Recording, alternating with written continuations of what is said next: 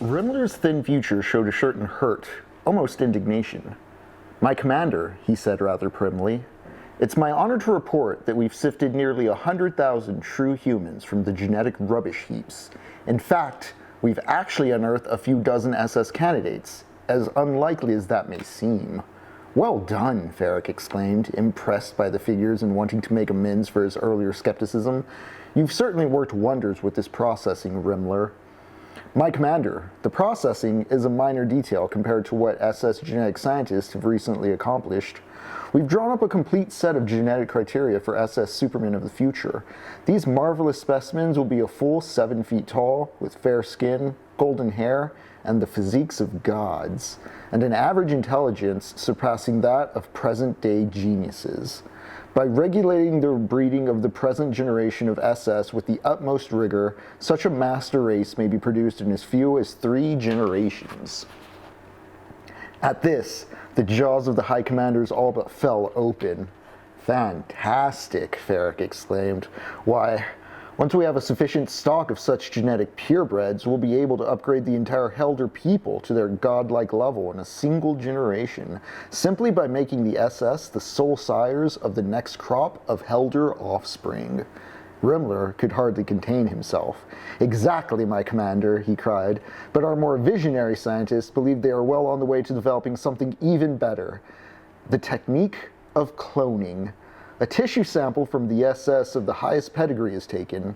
In nutrient vats, a new SS man is grown from this somatic tissue, genetically identical to the donor. Thus, the vagaries of sexual reproduction are entirely bypassed. Further, one donor can produce hundreds, even thousands, of genetically identical clones. Thus, the master race may be achieved within a single generation. The research, however, is presently in an early stage."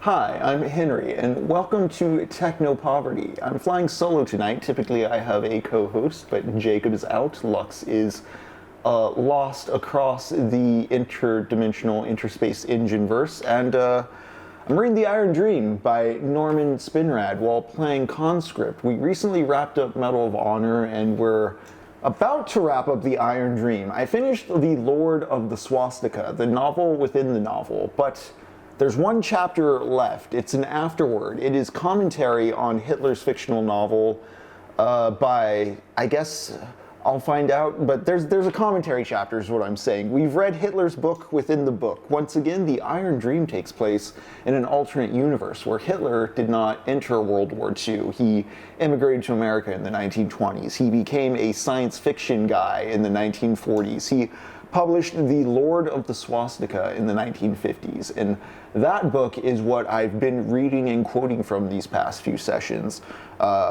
I finished the novel within the novel, and there's a commentary chapter left, which in the back half of this episode, I'll probably be reading in whole, and we'll bounce what we've been talking about these past few nights with it. As always, Technopoverty is an excuse to play books and read video games. We bounce the two off each other here live with the chat, and see what comes from all of that.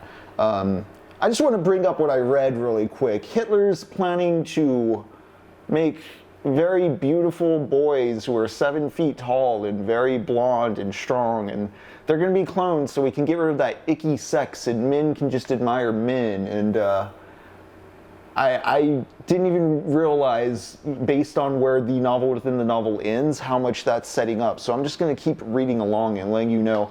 When we last left off, our protagonist, Fredric Jaeger, had ascended to Supreme Commander of the Helden people, and he began waging a war against the Dominators of Zend. Characters described as Harry Potter goblins, clearly. Intentionally so, of course. The whole thing's a satirical take on fascism modeled after Adolf Hitler, World War II. Of course, anti-Semitism is going to come into play when we get to that.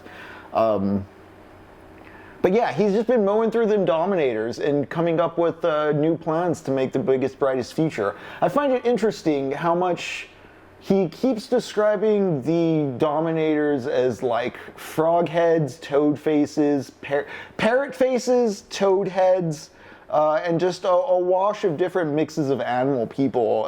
And he just stacks this all on top of each other in ways that you don't learn anything about any of it because it's so different and so incoherent.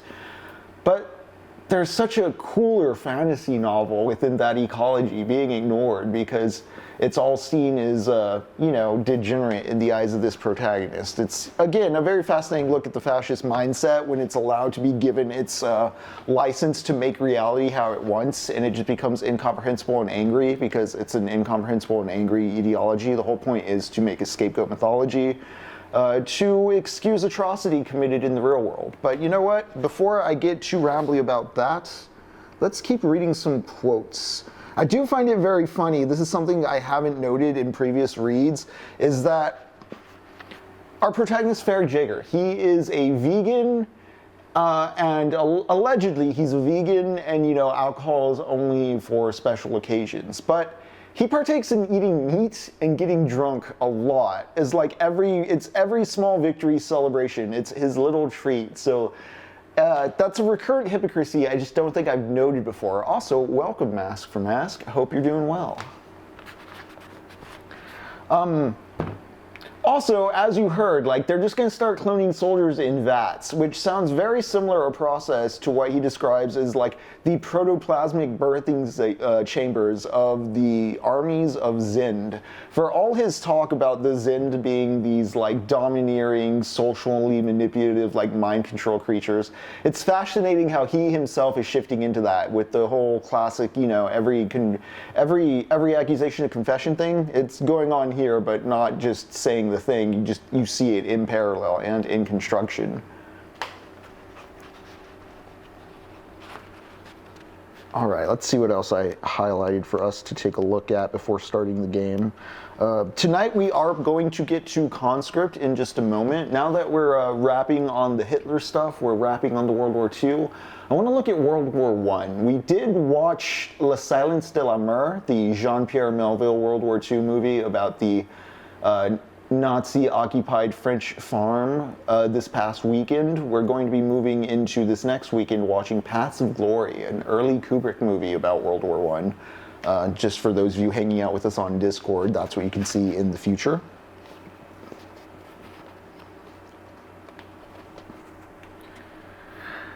Then the two armies were upon each other, a ringing clash of massed flesh and metal.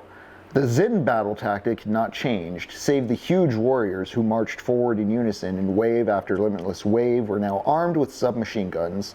The wall of bullets into which the Helder army plunged shattered harmlessly off the armor of the tanks, but took a heavy toll of the motorcycle troops who roared at top speed straight into the fray, with heroic disregard for their own safety.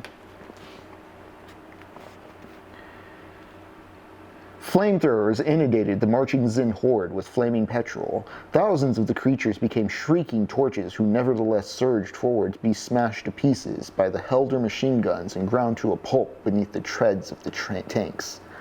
Helplessly loyal, even in their terminal agonies, to the psychic commands of the dominators. Zend tanks surged forward, firing their cannons straight through the bodies of their own troops to blast Helder tanks into pieces. Still firing his blazing machine gun into the solid press of protoplasmic robots that surrounded his tank, Fredric issued terse orders to his tank commanders. Fire cannon at point-blank range. Knock out the enemy tanks at all costs. The Helder tank cannon roared defiance. Shells ripped to the right of flesh, smashing Zend tanks to atoms. Apparently, these tanks held the Dominators, for as they were destroyed, great formations of frontline warriors suddenly became drooling, undisciplined animals, running amok in the very forefront of the battle and adding to the incredible chaos. Fredric found himself isolated with Best in a timeless universe of fiery battle, a world filled with foul warriors surging forward, firing their machine guns, tearing their bare fingers to pieces against a steel armor plate, bursting into flame, ground to a thick red gruel beneath the treads of the tanks. His nostrils were filled with the aroma of roasted flesh, mingled with the heady stench of gunpowder. His ears were deafened by a continuous surfacing compounding machine guns, cannon engines, shrieks, grunts, groans, and squeaks. His flesh was a direct extension of the machine gun he fired. The bullets seemed to emerge into a fiery stream from the depth of his own being. He could all but feel them ripping into the flesh of the warriors who went down before his spurting weapon. Through the tremors of the onrushing tank, he could feel the bodies being crushed beneath the treads. He chanced to look at best. The young hero was married to the controls of the tank and to his machine gun. His face was set in a still grimace of determination. In his blue eyes was a fierce and iron ecstasy. For an instant their eyes met, and they were united in the comradely communion of battle, transfigured together in a red mist beyond time or fatigue. Through the metal of the tank, the common weapon which they shared, their souls seemed to touch and merge for an instant in the greater communion that was the racial will. All this took place in the blink of an eye. Their beings were not for an instant distracted from the sacred task. You ever touched tips before? I think that's what he's describing there. The individual acts of heroism of thousands upon thousands of Helder soldiers merged into a racial epic of superhuman fanaticism and transcendent glory. Motorcycle SS in sleek black leather plunged straight into the guns of the enemy, smashing reeking hairy legs and crushing warriors with their machines, dispatching dozens of the monsters with their truncheons even as bullets tore their flesh asunder. Helder tanks rammed their Zen counterparts, overturned them, then set them ablaze with flamethrowers. Dive bombers dropped death on the enemy from above. Crippled planes deliberately drove straight into the Zen tanks and war wagons, going out in a bright blaze of glory. The motorized infantry left their trucks and dashed straight into the battle in wave after wave, perishing in great numbers, but taking thousands upon thousands of warriors with them down in final destruction. The mystic merger between Fredric, his heroic troops, and the racial will of Helden was total. The Helder army fought as one unified organism, with the will of Fredric Jaeger at its heart. Not a man paid the slightest heed to his own life or personal safety. Fear and fatigue were unknown. Slowly, foot by foot, the Helder army pushed its way forward against the full weight of the gargantuan Zend horde. The forward ranks of the horde were reduced to brainless, red-eyed monstrosities running totally amok, hurling their huge naked bulk straight at the still tanks, dashing directly into the muzzles of the Helder guns, slaying Helder and their own comrades with equal abandon. Flames were everywhere, and the air was one great cloud of reeking smoke.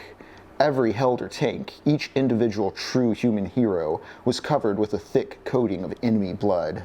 Fredric felt the racial will course into his body, through his muscles, and out the red-hot muzzle of his roaring machine gun. He himself was not but a weapon fired by something beyond himself.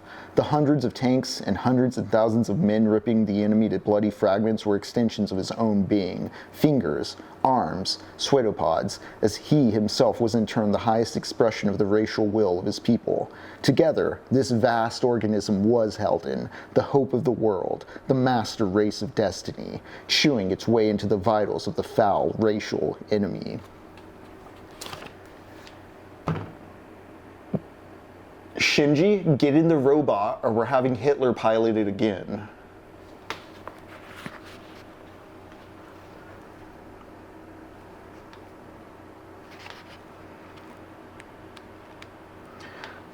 But yeah, as I was talking about the protoplasmic melting mind control dominators of Zen, do you see how he himself is becoming the pilot of the racial will? He's piloting Tangatapa Gurren Lagann just straight to its racial destiny. I find it amazing how much this reads like a mecha, honestly.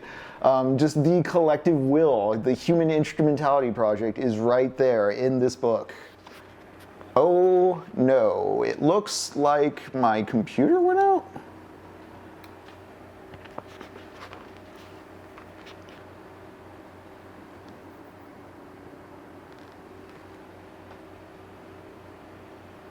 Okay, my laptop just went to sleep because I was boring it with the book. Apologies, y'all. We'll get CONSCRIPT right back up on the screen.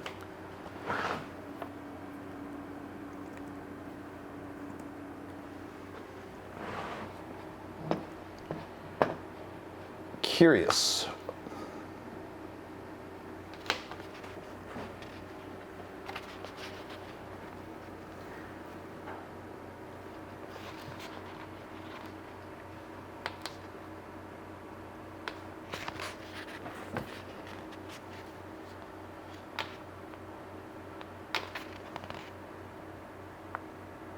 The entire horde is on the march, Fredric exclaimed. It's an all-out winter-loss climatic attack on our positions.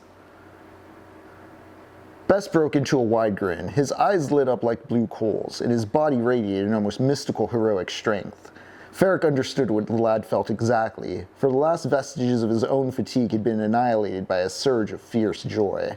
At last, the climatic moment had truly come. The Helder people would engage the forces of Zin in one mighty final battle to the death for ownership of the earth. No man could ask for greater glory than to lead the forces of true humanity into this final Armageddon. Scant moments later, Helder soldiers all along the front became aware of the vast Zin horde sweeping toward them, and a great spontaneous cheering went up.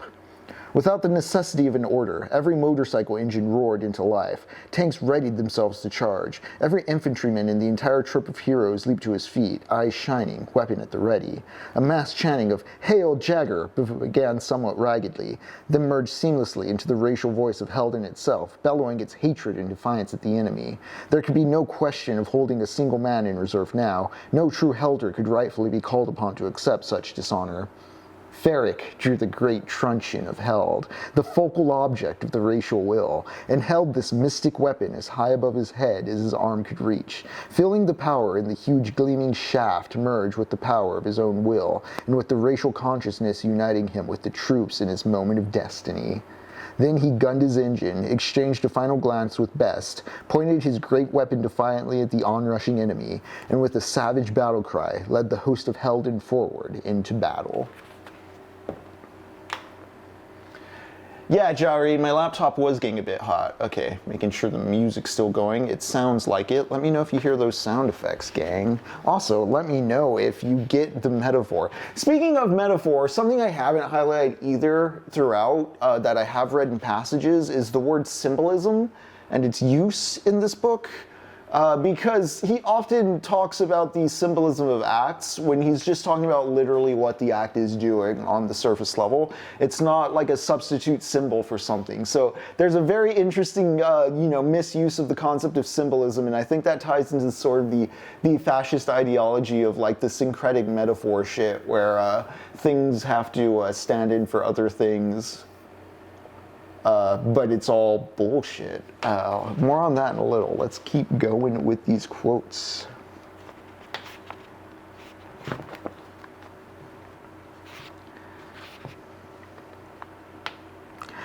The blood of the enemy that covered Fredric and his metal steed and ran in rivers from the uniforms of his men united them in the holy communion of righteous battle.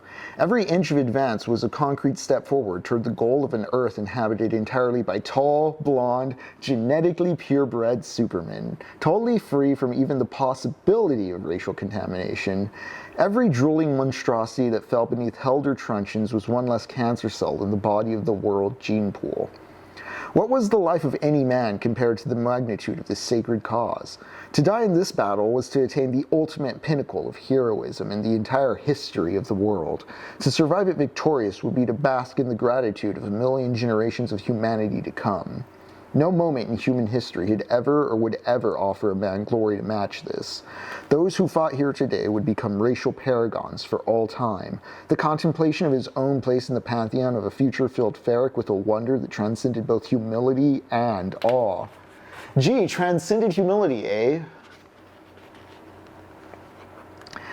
Thus fired to glorious acts of superhuman heroism and tireless fanaticism, the racial entity that was Helden tore like a god possessed by demons into the vitals of its total antithesis, the obscene carcinoma of the world gene pool that was the soulless, life-denying anthill of Zend. For their part, the warriors of Zend fought with a ferocity that had been imprinted in their genes by a foul mutant race which held all flesh in total contempt save its own. The battle, therefore, was the most ferocious confrontation that the world had ever seen, a true Armageddon between all that was noble and uplifting in man and the basest perversion imaginable of what were once human genes. Good waged absolute war on evil under the banner of the swastika, and evil replied in equally uncompromising kind. At the very point of Helder forward thrust, Fredric found himself set upon by 20, 40, even 50 warriors at a time. No doubt the dominators directing the horde realized that to slay Fredric Jaeger was to slay the racial will of Helden itself, for the great presses of warriors virtually clubbed each other aside with their truncheons and savage frenzy to fell him. For his part, Fredric welcomed this concentration of the forces of the enemy upon his own person, for it only fired the fanaticism of Helden to ever greater heights of heroism and ferocity. Sorry, this purple prose is getting to me, y'all.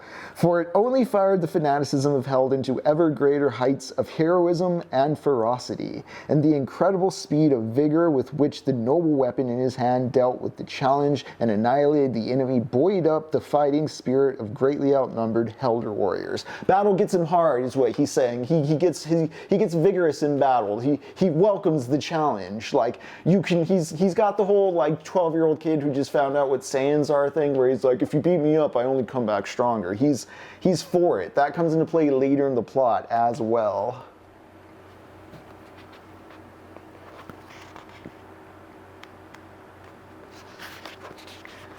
And the reason they start this invasion in the first place is because they fear the Zend have nukes. The march on Bora was nothing less than a parade of triumph. The wounded had been shipped back to Helden as infantry poured into Zend through Wolak to mop up the Stregers and garrison in a vast new conquered province, and the SS was already setting up classification camps for the mutant slaves of the Doms not 2 days after the annihilation of the Zend horde. Knowing that the last serious resistance of Zend had been crushed, Fredric redeployed the vast forces at his command into a brand front several hundreds of miles wide, sweeping eastward across the putrescent wastelands, pulverizing every installation, farmstead, breeding pit, diseased crop, and mutant in its path. See, I want to know about those things. I want to know why there's diseased crops and what's up with these breeding vats, and there's these irradiated forests, but like the thing is they're marching through countryside, they just torch everything. They just torch everything down. So whatever ecology there was that you were curious about, non-existent anymore. Thus, Helden itself moved across the face of Zend, absorbing the territory and converting it forever to true human soil as its heroic troops marched gloriously upon the last citadel of the Dominators on the face of the earth behind their supreme commander, Fredric Jaeger. For this final push, Fredric had his sleek black command car brought to the front so that he might ride into Bora at the head of his troops in the company of his trusted high commanders, Best, Rimler, Waffling, and Boigel. For surely these fellows more than deserve the honor of accompanying their leader into the enemy capital. So when they reach the capital, Fredric's a little upset because they're doing too good, much like he was very upset that the tests were too easy at the beginning of the book. And he fears he's not going to get to kill the last Dominator. He wants to personally strike the last Dominator down with his own truncheon. He wants him to kiss the tip. There's this wild segment. It was too long to read, but I want to bring it up because this is where symbolism really goes out the window. They firebomb a city so well that it starts up a firestorm and there's a fire pillar, and Fredric gets all his men to organize in a swastika, and he goes up in a plane over this firestorm and takes a camera and records his men moving in a swastika formation around this firestorm, which is at the center of the swastika. And it's just such a grand display of like beauty and art to like reinvigorate his men, and they're all happy. And afterwards, after the firestorm, Fredric's, of course, sad. He didn't get to personally kill the last Dominator because they're just too good at genocide. But then they find a secret bunker. And within that secret bunker, haha, the last Harry Potter goblin. And so he's just, it's again, to bring this up again, the way magic and mythology tends to work in this book is you're reading the most boring 1-1 analog of just like Hitler doing his fascism until you get to the part where he has to actually kill other human beings. And right in the moment of like necessary need, you're given a magic face or a fantasy excuse as to why this person's evil or why this person's actually not human, thus giving your hero permission to eliminate them. This is what happens here. He's just so good at mind control. He can mind control all the other people that are down in that bunker with him. But Fredric is just, he's able to, because of his pure racial will, to resist this, and he's kind of taking step by step towards the Dominator. not able to fully, he's not angry enough to like beat the dude to death. He's only able to kind of put off the mind control and take slow steps. The Dominator launches a nuke, the secret fire of the ancients that everybody feared would rise up again. The whole pretense for invading Zend in the first place is Fredric didn't want them to launch nukes, you know? We got to do it before they do it, that kind of a thing. Because the Dominator tells Fredric he's launched the nuke, it angers Fredric enough for Fredric to get in there, club the dude on the head. But Fredric's too late, they exit the bunker, everything looks fine for a moment, and then boom, a mushroom cloud shows up on the horizon. Fredric was able to eliminate all the Dominators, but the Dominators get a nuke off on the people of Helden before going out for all time. What could any of this mean? Also, again, during the scene with the swastika fire pillar display, Fredric's just talking about like it would be a great symbolic gesture, and it's like you're literally parading a swastika that you can see from space on the side of the planet, buddy. Like there's no metaphor here. All right, I got one last piece to read from chapter 14, and then I'll tell you how this story within the story wraps, and we'll get to conscript. And in the back half, we'll be reading the commentary on the book within the book. I hope that tracks. In the grim days following the detonation of the monstrous final weapon of Zend, only the fanatic will of Fredric Jaeger and the iron discipline of the Helder people kept all humanity from falling into despair and apathy. As the fetid cloud dispersed its poison throughout the atmosphere of the earth, many plants began to sicken and die. The young, the old, and the infirm broke out in horrid sores and pustules, and nearly 2 million true humans expired in agony.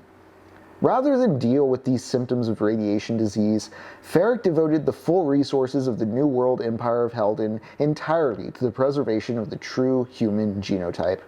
Within 2 months, SS genetic scientists had fully confirmed the horrid truth. There was not a true human on the face of the earth with germplasm capable of breeding true. Even Fredric himself was affected. The last generation of humanity had already been born. The Helder gene pool was now capable of producing not but vile mutants and obscene monstrosities. Not 3 days after the sallow, thoroughly shaken Rimler had delivered this racial death warrant, Fredric had made the hardest decision in his life, and stood before television cameras with Waffling, Rimler, Boigel, and Best at his side to proclaim that his mourning and stricken people the course of action Helden would take.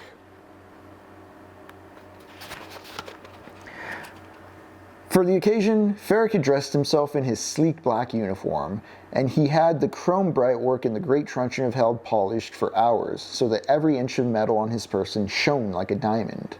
He stood on a low dais with a great scarlet swastika flag behind him for a backdrop. At his feet, his high commander stood in similarly brilliant uniforms. It was essential that the heroism of the Helder people be raised to the utmost.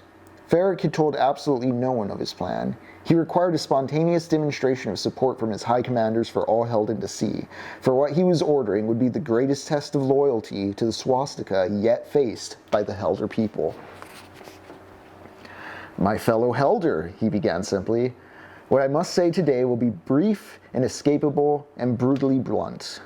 As has already been announced, the gene pool of Helden has been completely and permanently contaminated by the perfidious last act of the wretched Dominators, who have paid for their evil and vileness by total extinction. This means that the germplasm of each and every one of us is incapable of producing no offspring but vile and degenerate mutants. Clearly, the production of such a posterity is an absolutely unacceptable anathema to everything that the swastika stands for." He paused for a long moment and let it sink in, to ensure that no Helder was unclear as to the full import of the situation. Then, when all Helden was sunk in unbearable gloom, he gave his people hope. For some time, SS race scientists have been working in the technique of cloning. If a snippet of flesh can be used to grow a human being artificially, the exact genotype of our finest specimens, the purebred supermen of the SS, may be duplicated in the next generation without dilution. Thus, in one generation we can advance human evolution 1,000 years and produce a race of blood giants fully 7 feet tall, with physiques of the gods and an average intelligence on the genius level. Out of the tragedy of genetic contamination, we can create the final triumph of human racial purity. For the radiation that has mangled our germplasm beyond all hope of repair has not contaminated our somatic tissue whatever. From the cells of our SS purebreds may be cloned a new master race. The next generation of Helder will consist entirely of clones whose genetic endowment is that of the finest SS purebreds living today.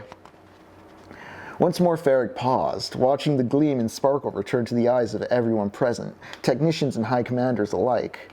From a vision of final doom, the Helder people had been transported to the raptures of a dream of ultimate racial glory. Surely they would now be ready to make the sacrifices such a goal required. Though SS scientists are close to perfecting this technique, much heroic effort is still called for on the part of the SS before the production of a master race of SS clones becomes assured. Therefore, I have decided as your supreme commander that every last Helder must involve himself in a truly heroic act that will inspire superhuman fanaticism on the part of those scientists by making the price of failure the total extinction of sapiens on this planet and the prize to be won by success of the creation of a purebred master race capable and worthy of inheriting the entire universe for all time. Within the next 3 months, every Helder will be processed through the classification camps.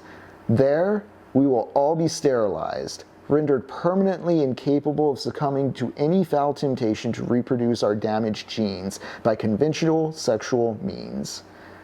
Either Helden will produce a posterity of purebred SS clones, or no posterity at all, racial transcendence, or racial death. The backs of the high commanders visibly stiffened. Fredric was confident that the Helder people had been fired to a similar fanatic resolution all up and down the land, for although the SS scientists still remained the key to the situation, he had given every last Helder a means by which to contribute his own heroic dedication to the sacred cause. The glory of final triumph would be personally shared by all. I love... There's like a sense of like the sin of... a sin for one, a sin for all. Just like the total contamination of the race by the bad ideas of this guy. Just in general, that's kind of a key weakness within fascism, is the cult of personality leadership thing. But I'm just going to reread that paragraph because it is strikingly aware of Hitler to blurt that part out. The backs of the high commanders visibly stiffened. Fredric was confident that the Helder people had been fired up to a similar fanatic resolution all up and down the land, for although the SS scientists still remained a key to the situation, he had given every last Helder a means by which to contribute his own heroic dedication to the sacred cause. The glory of final triumph would be personally shared by all. The way it empowers everybody to have their own heroic destiny, it makes me think of the sort of Protestant funnel of American culture in which, you know, the blame game, the better than game, the classist kind of tensions of like keeping up with your neighbor and such. There's something overlapping there, I think. Ubermensch mutants.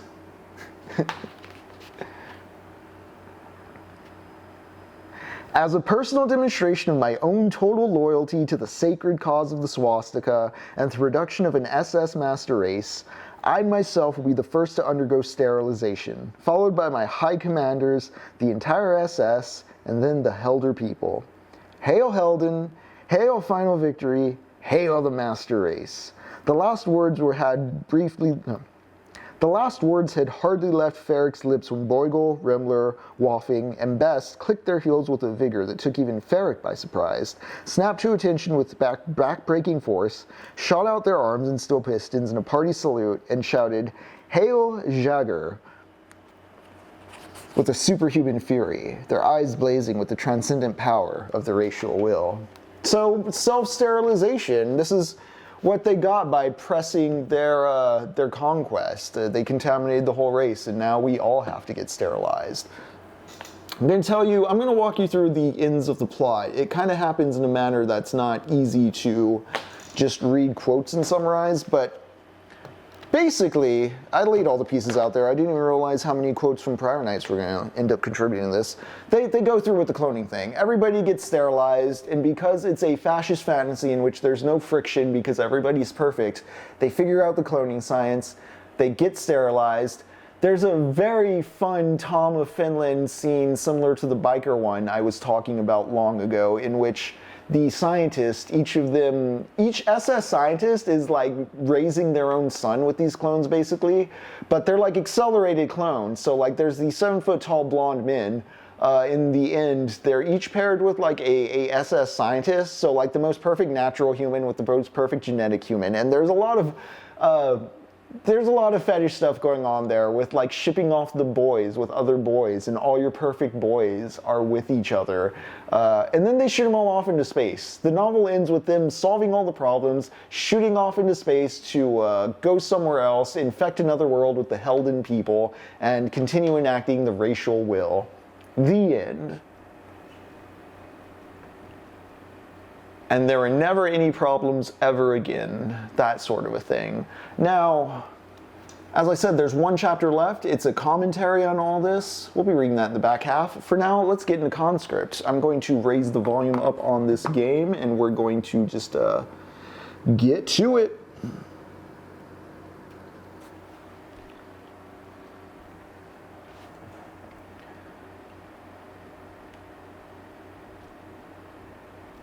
Interesting difficulties. Start with soldier.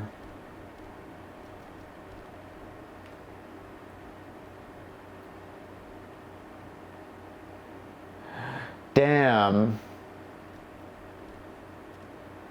Okay, so I think this is more of a Resident Evil-like than I realized. Aw, what a wonderful dog. Ripley, correct? Mask? I did get that one right. Okay, so I think this is more of a Resident Evil-like than I was first anticipating. I'm going to turn off unlimited saves. I kind of like the pressure of ink ribbon. Or maybe I'll keep it at default settings for now until we get the hang for it, because that complete bag thing has me asking questions. Let's go for it. Let's see what we're up for. Barney was here earlier, but she wandered off.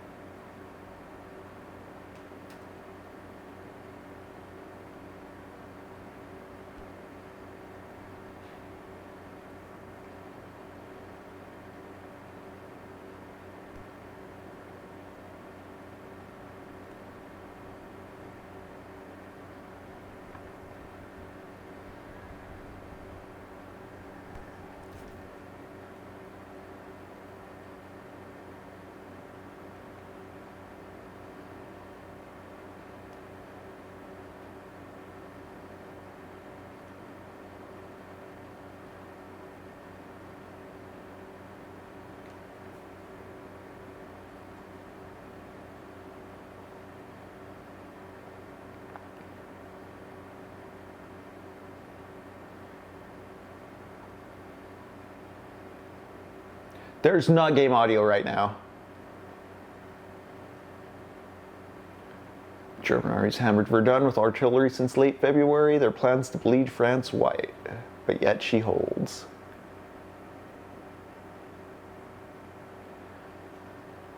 Damn, yeah, you're just making me realize that is there, isn't it? They're just all Frankenfurter. This will be one of the longest and bloodiest battles of the entire war.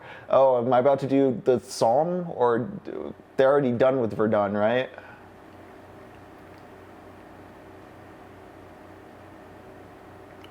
Well, I'm not hearing anything right now directly. We'll see in a moment. I think these black screens are just silent.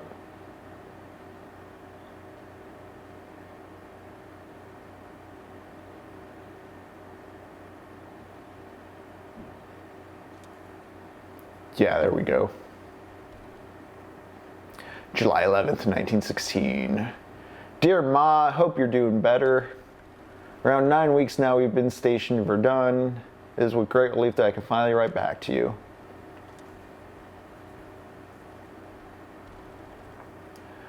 I know you've been thinking about Pierre. Happy to say he made a full recovery after being gassed. He's now fighting at FORT. Oh, I should be French, shouldn't I? As for me, I'm still stuck in the spiritual support trench a few hundred meters downhill.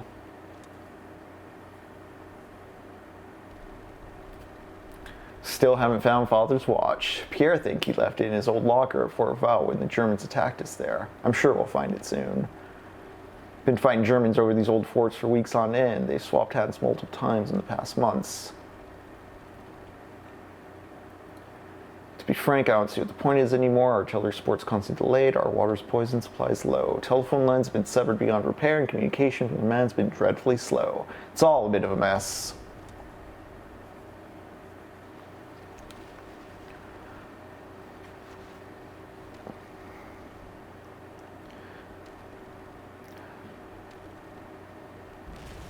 Promises made, promises kept.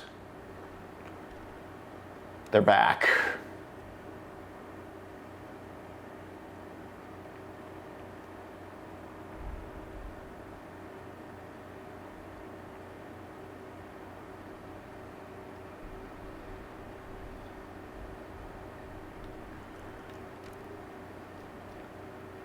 All right, movement, examine A, cancel B.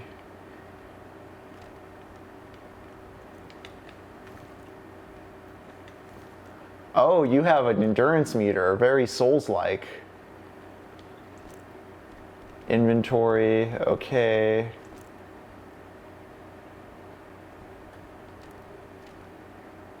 Seems like some kind of quick screen.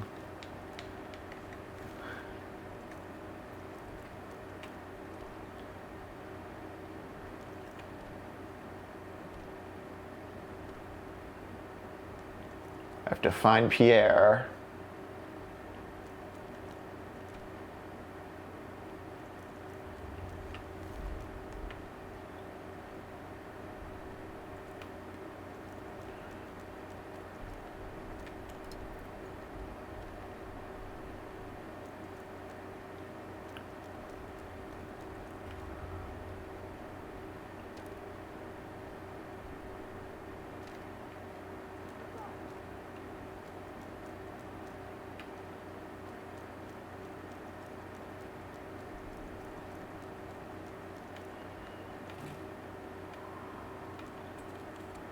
Cigarettes, awesome. Messenger pigeons, moths.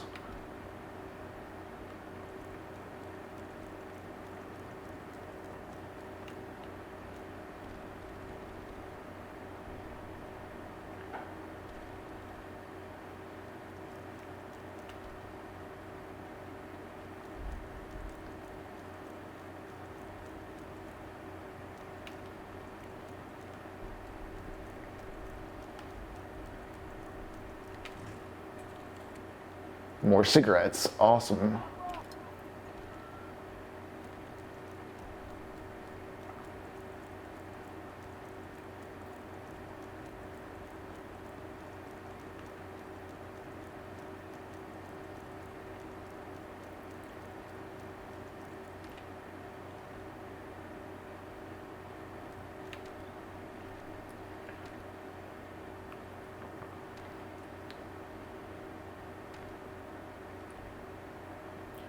Okay.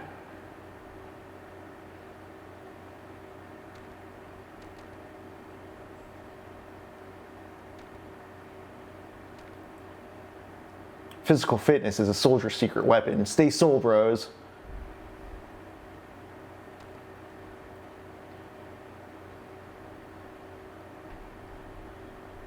Hand-to-hand combat is a thing. All right, right trigger attack.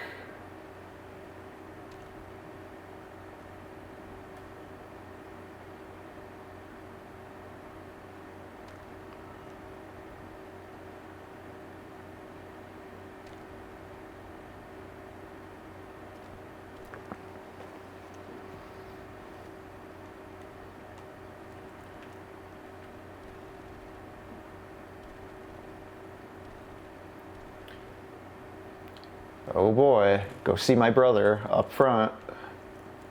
What am I gonna do with all these cigarettes? Smoke them?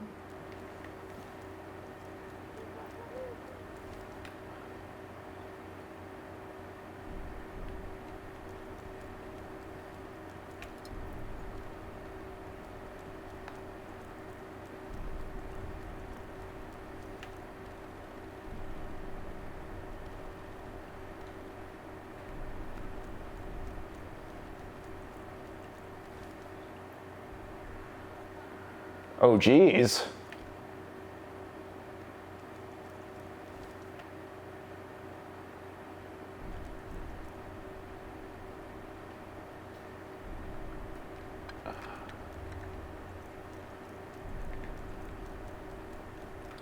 Okay.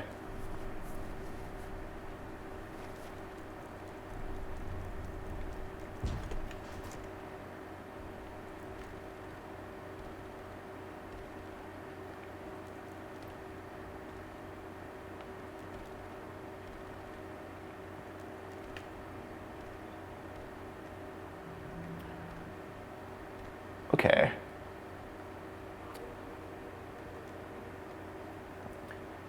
"3D printed mail for your chicken jaw?" Nothing. Okay, so this is Resident Evil. Got it. Typewriters, inventory box.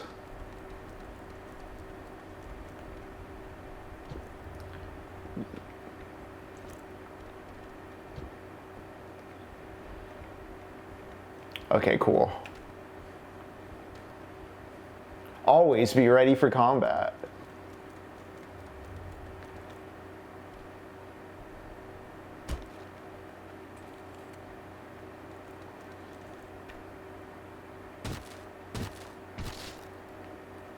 Okay. Bit Resident Evil, bit Souls-like.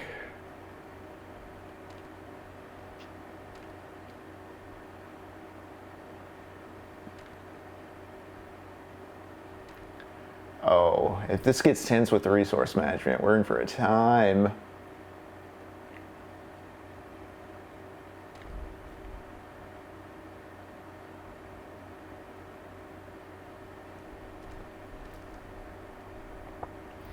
ABRFC for short. That's right, L-Man. Real easy, really sticks with ya.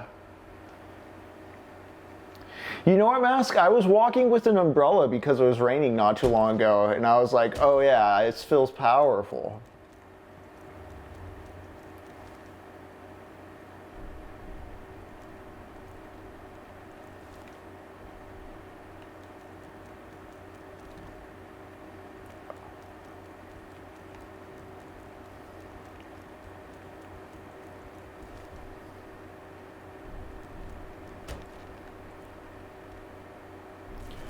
Yes, we'll take this bandage.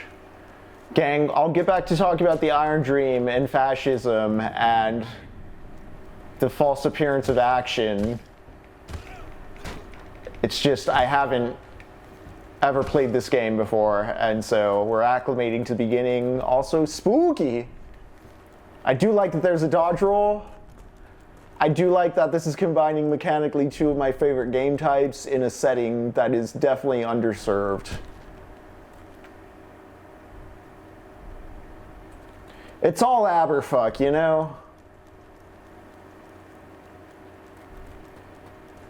Aberfuck, Everfuck.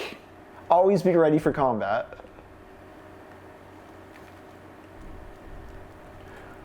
Which, boy howdy, I knew I read it, but how about that whole communal act of violence that was the warfare? Fredric and Bass joined in looking, like they locked eyes, and they both were operating the same tank things, and it was, again, touching tips. What a great piece of prose that was.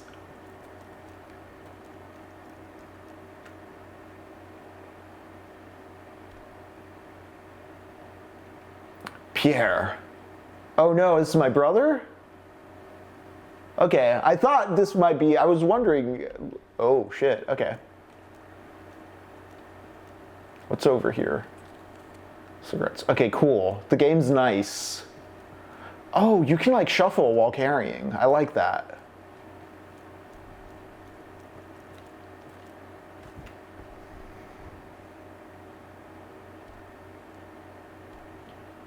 If I don't get to the front line, I'll be shot. Damn, that's messed up. Wonder if anyone's ever made a movie about that.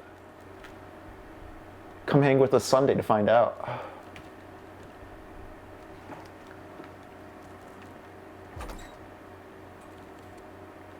Man, I'm just carrying SIGs. I hope that's like the currency or something. Locked. Ah, box puzzles, a classic of the genre.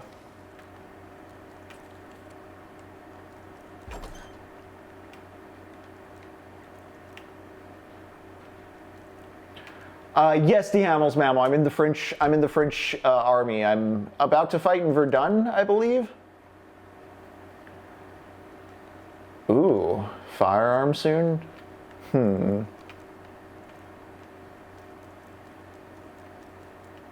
Oh, there's a gun right there.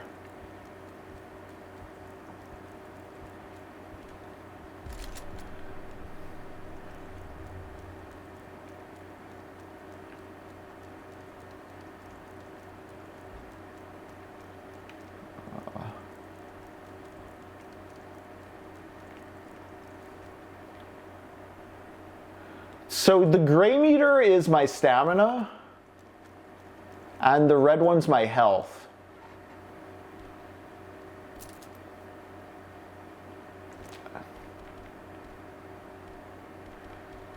Okay, so there's durability on that shovel.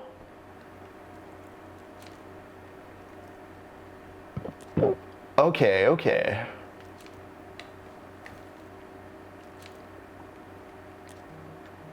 I like that there's like an accuracy timer.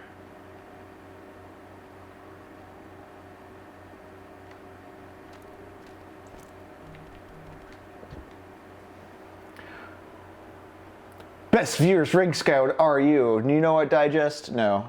I'm banning you. Banning you from this chat.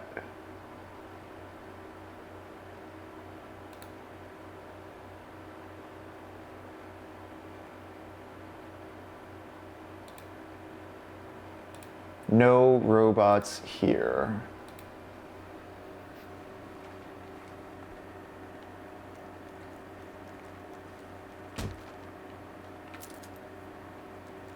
Nice.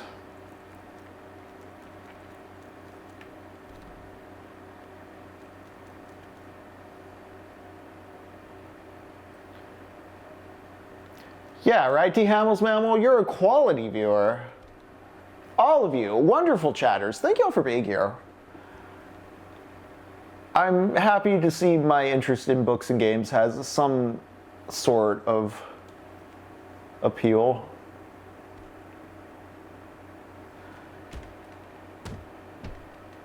No? Last generator we have supplies all the power.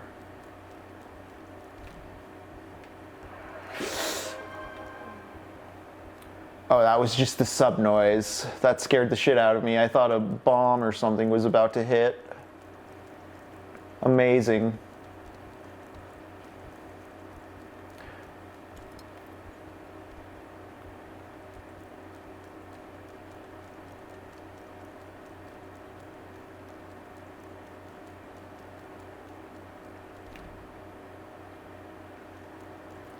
I'm partially curious of like, no, I don't want to blow up the generator, do I? Oh.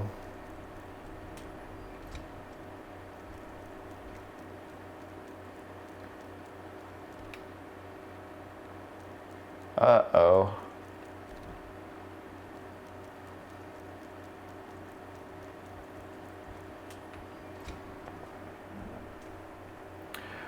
D. Hamels Mammal, you should have Discord access if you have a Twitch sub. If not, I can send you a link in a whisper.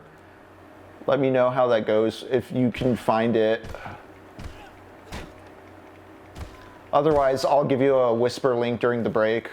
'Cause, yeah. So is he gonna get back up? What's up with that?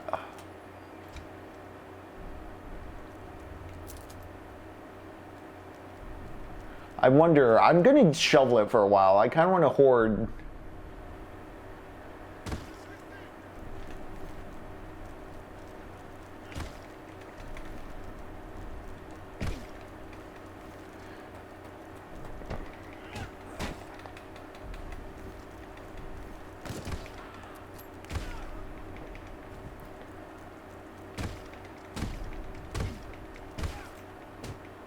Yes, okay. The dodge roll is going to get me. The dodge roll is going to be the death of me because I'm going to try to kite every battle all the time.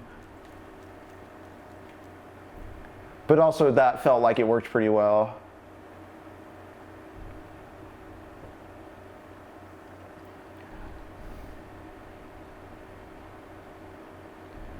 Right on that Discord tip mask.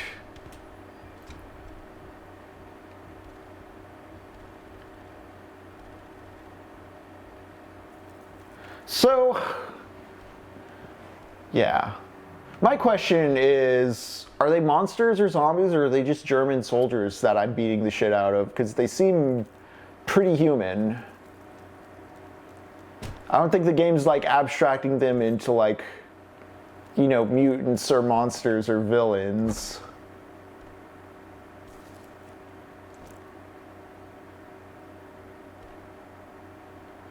I wonder if it's appropriate to bandage yet.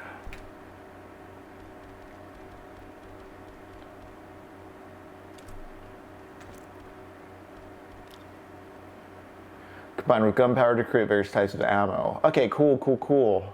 So it's Resident Evil 3, I like that.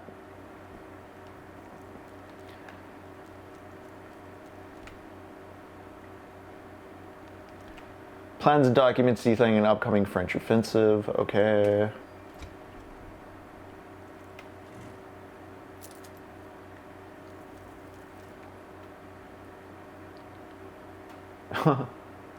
They shall not pass. Beware of the Boche hypocrisy.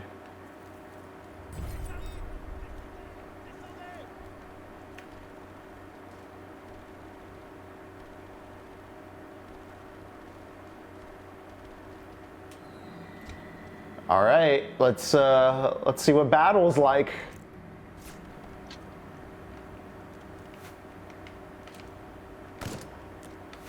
Oh, okay.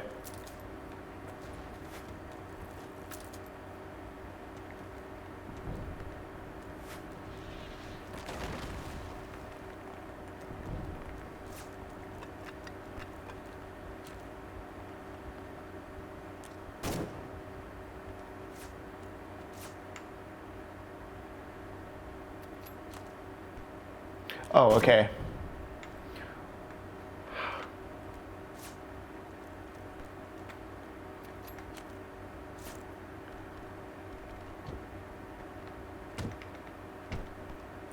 No, that dude's just blocking the way, eh? Okay.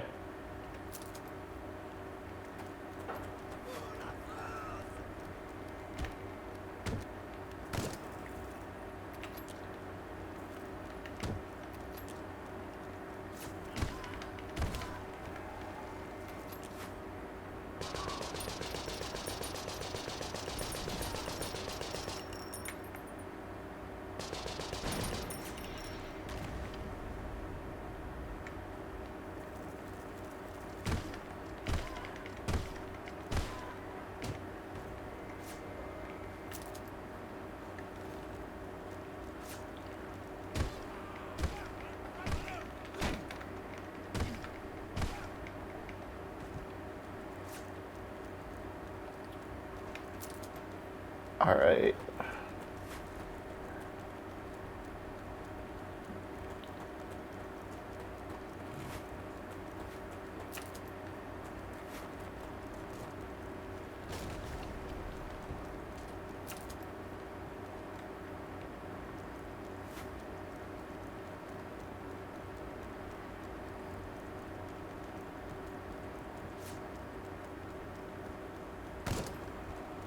Oof.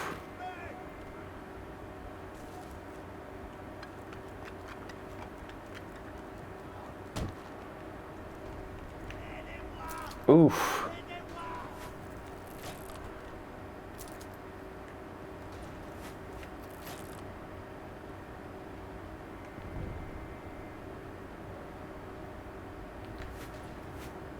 Okay, good to know that's there.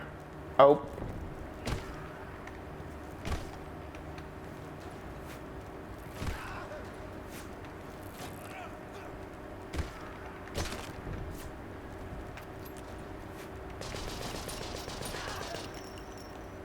Okay.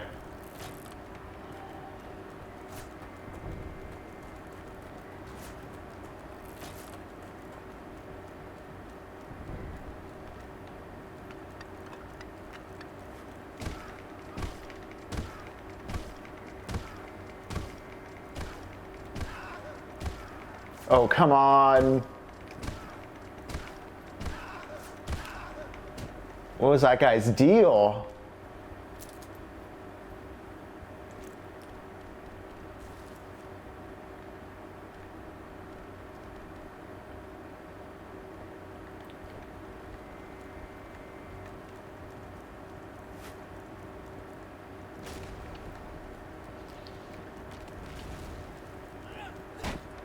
Ow.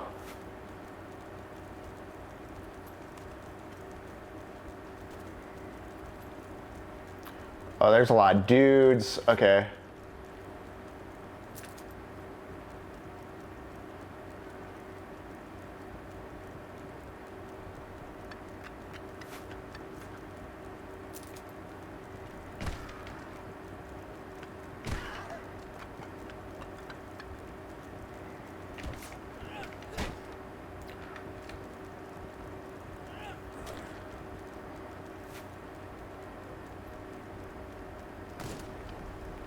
Yes. Okay.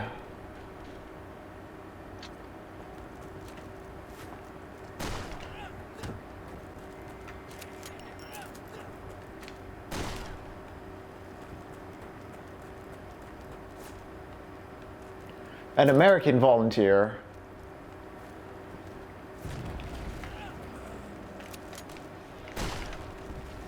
Oh shit. What is this guy? What is this guy?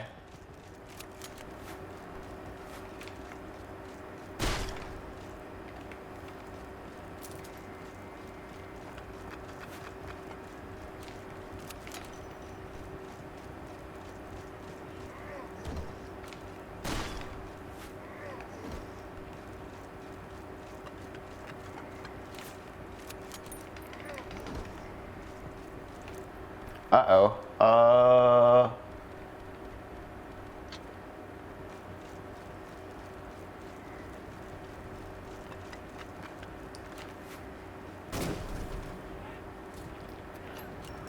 Cool, cool. Whoa. Amazing.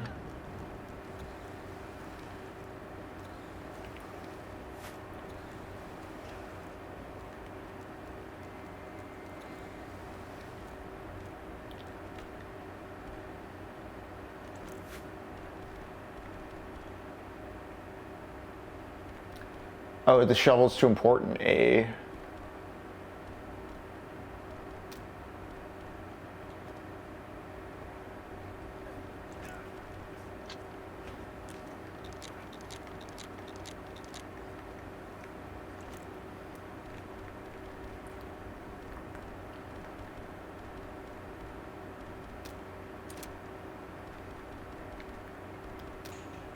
Yeah.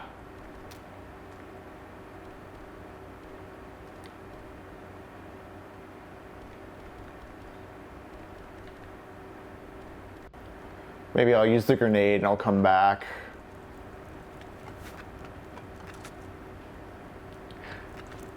Gun parts? How come that didn't... Interesting, okay.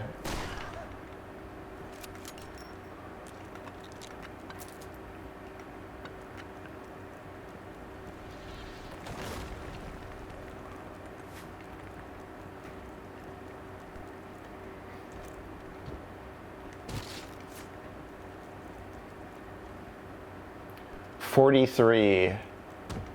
Noted.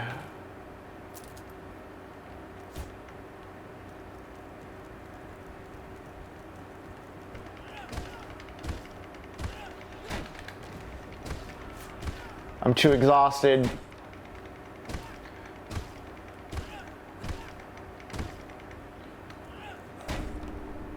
Ooh, okay, well this at least frees up.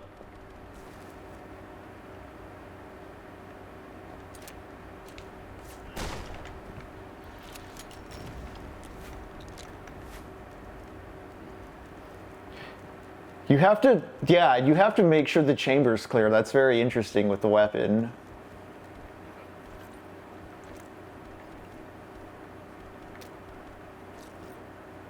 What did that make me? Fuel.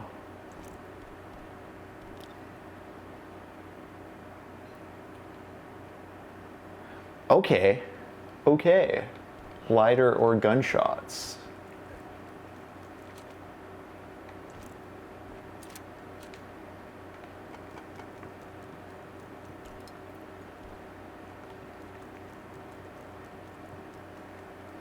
All right, we're gonna lick a few more corners here. There's a very beat up French flag there. Did I clear the map?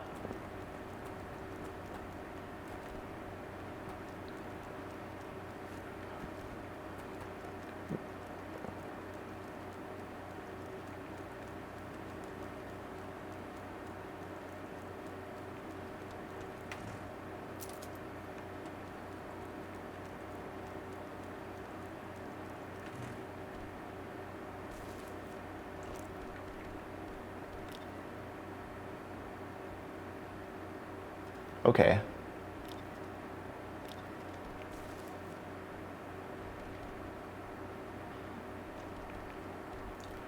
And you can move items too. Okay, cool. I wonder if we're gonna get multi-square slots.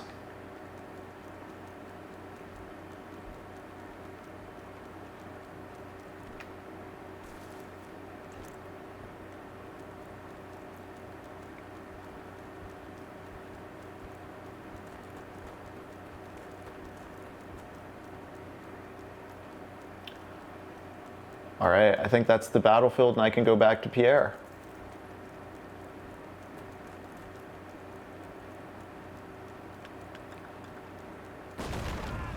Oh shit.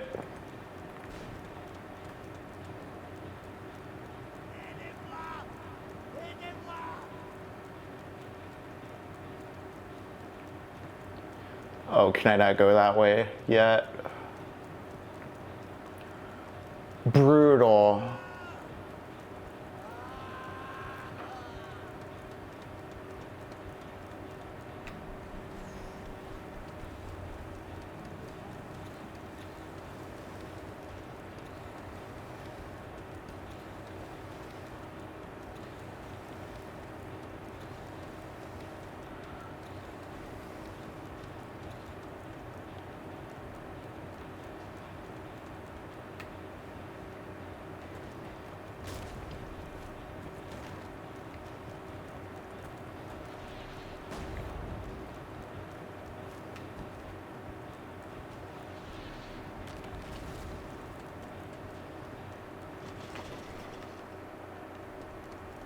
I also like the fire graphics jaw.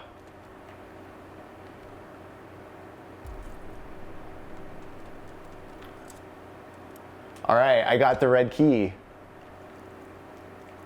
Cool. Locked from the other side though.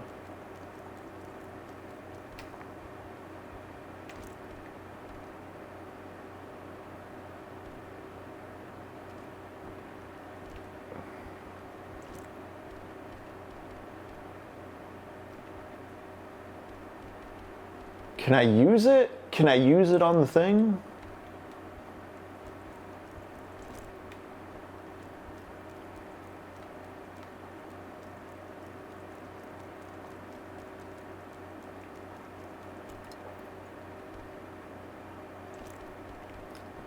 Not the support trench key. All right.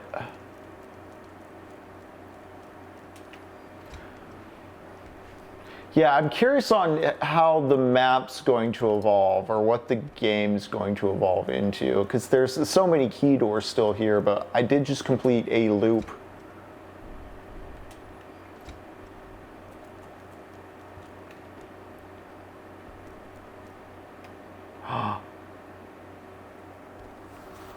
Pierre's gone, but someone left a note here. Not my brother.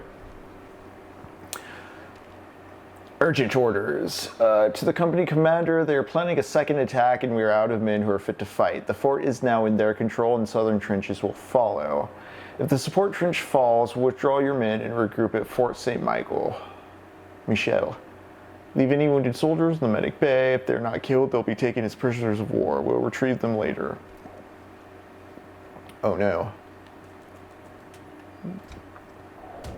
Oh shit.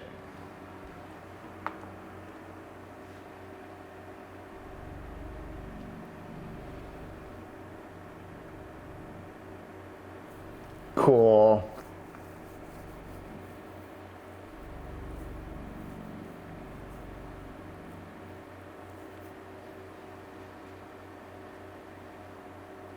I enjoyed that. That was a nice prologue that got me in the loops of like, that was an actual fun little piece of combat. And if the focus is on like just like trench warfare and just how little you move, how little ground you gain, the sort of back and forth of that. Verdun is happening, but I'm thinking of the Somme as well.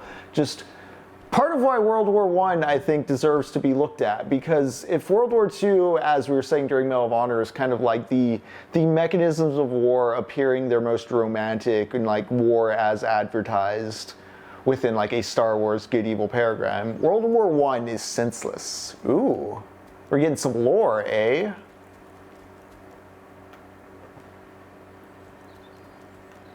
It's much harder to map that kind of mythology onto World War I. It's a much more challenging war to discuss and talk about, and I think that's something cool. I just realized I don't have like a stamina meter here, so I can just run all I want.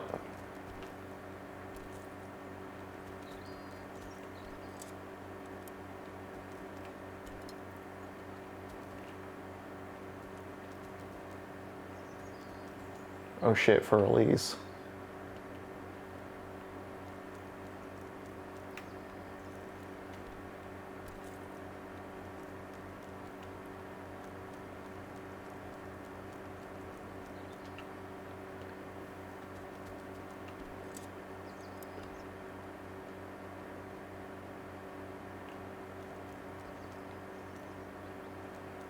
You can tell it's a dream sequence because you have infinite stamina. Just like in real life.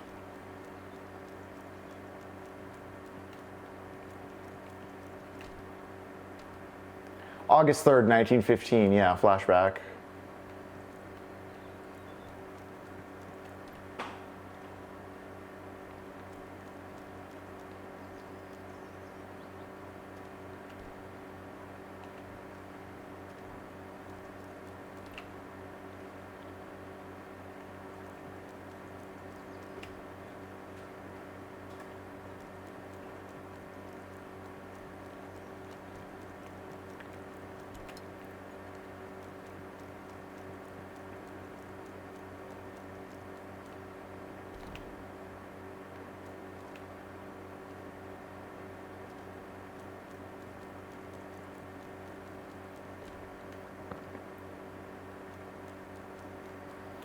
Oh hey, are these chess pieces?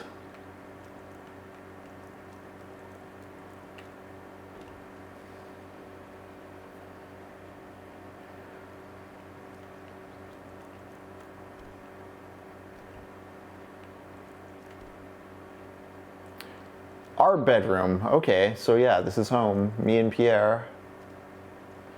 Grandfather's watch, or dad's watch, which I believe was lost and they're looking for. Prior medals. Father's old stuff. I'm kind of wondering if you unlock more and more of this place, why does it... What is that? When I enter this room, it's particularly chuggy.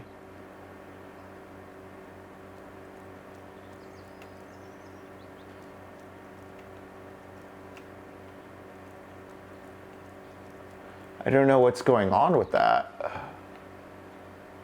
Is that part of the nightmare?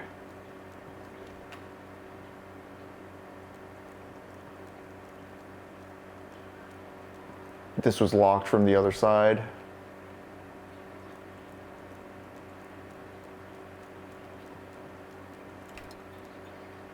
Back towards lock. Okay, I guess I have to go to sleep, and maybe later on in the game I get knocked out and come back here.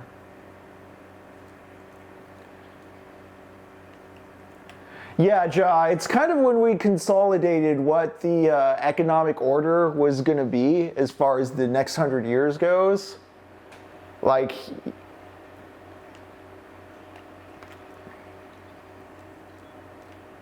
all right. Gang, I'm going to rest for the day and see if that fixes the frame rate, because I'm really wondering what's up here. But chapter 1 completed. Because, yeah, John, you see with the way they treat Germany post-World War I is they really realize they have a means of committing economic violence. Of course, this is why we get like the fascist hyperreaction in Germany and the other losers of that war, and kind of why we get World War II, because we kind of overextend and have to renegotiate like what we do there. But yes. Also, the use of anti-Semitism in World War II is something that was a cultural construction decades, if not centuries in the making, and we look at like it is limited to like the World War II era, when, I don't know, you need to kind of look at like the 1800s of Europe, just across the board, just to see what was happening with the Jewish people and how anti-Semitism was coming around. I need to read for stream at some point Sartre's Anti-Semitism and Jew, which is about, you know, the scapegoat apparatus of anti-Semitism and how it's assigning characteristics to not real things as a convenient political excuse to commit atrocious acts. Yeah, Josh, trains are a huge part of World War I. I don't know if it's still free on the internet, but Dan Carlin did a very good World War I podcast as part of Hardcore History. This was like, I remember listening to this back in like 2015, 2016. But he really got across how much of a logistical marvel at the time World War I was, because of the way people were planning and moving things in massive quantities, using industrial tools the world hadn't really applied up to that point.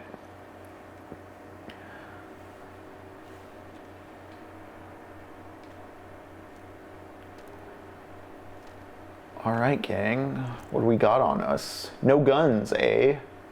But a support trench key still. Ammo, just no guns, got it.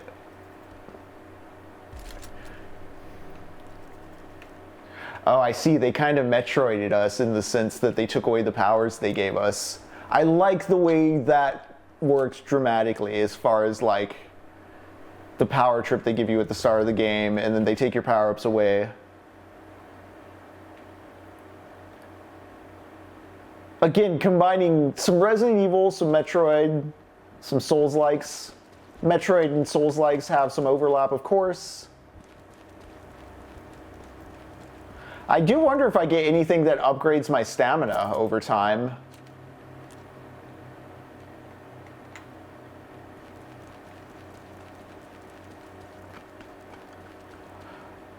I do want to shout out, because we're in the middle of World War I, the Iron Maiden song Passchendaele, for sure, is one of those things that early on got me kind of looking into it. Passchendaele and Paths of Glory. The Iron Maiden song Passchendaele, of course, about the Battle of Passchendaele. Look it up. Because, yeah, World War I's infamous. Oh shit, they're like way faster now, nice. Okay, World War I, infamous for, again, like you fight for 100 meters one day, you lose those 100 meters the next day, you gain those 100 meters back, lose them again. Nobody's winning, and 100,000 men are dying. In case of enemy attack, new key duties have been implemented as of July 1st. We must not give our key positions to German hands. Any and all hindrance the enemy during times of crisis must be sought. Blockhouse keys, possession of Lieutenant Robert Allen. So I guess I gotta find Robert Allard to get that key. Infirmary key, possession of 2nd Lieutenant Wilfred Breslot. Damn, are they just gonna, am I just gonna have to find these guys? Are these the bosses? Are these the keeper of the souls? Pigeon cope keys, hell yeah. Possession of junior officer Arthur Corvo, supervising tunnel works under mess hall. Supervising tunnel works under the mess hall. Supply trench key, possession of Lieutenant Michel Charpentier.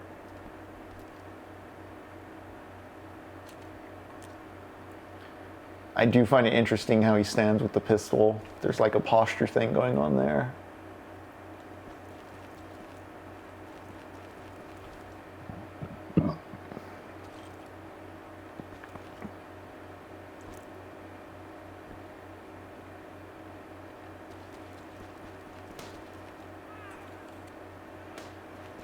Oh yeah? Okay, I'm going to see.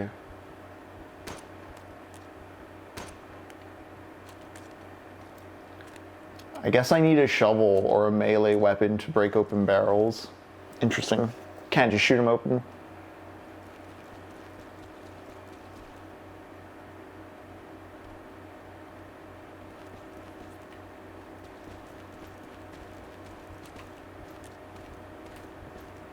Yes.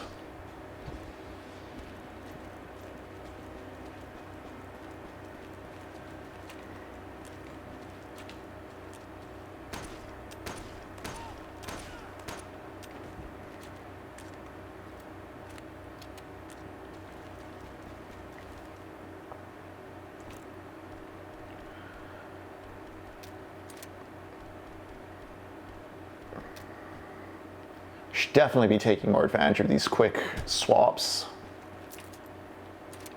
Yeah, nice.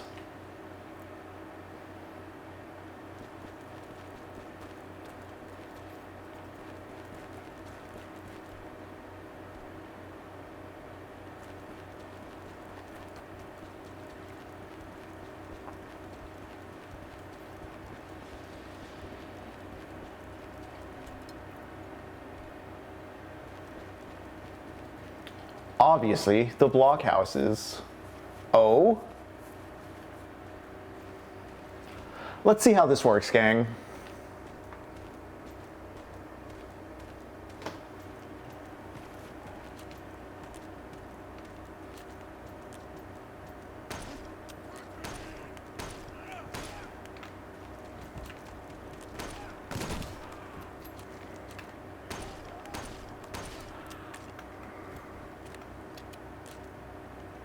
Okay.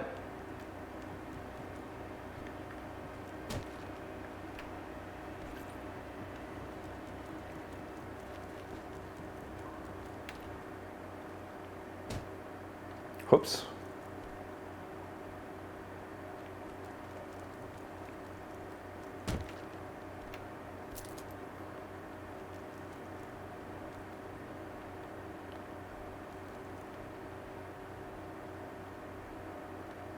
What was that 43 for? Also,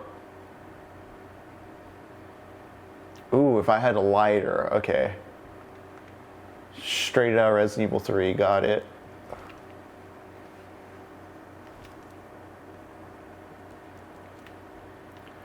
Do you have a lighter I could borrow, buddy? I noticed there's like a lamp right here.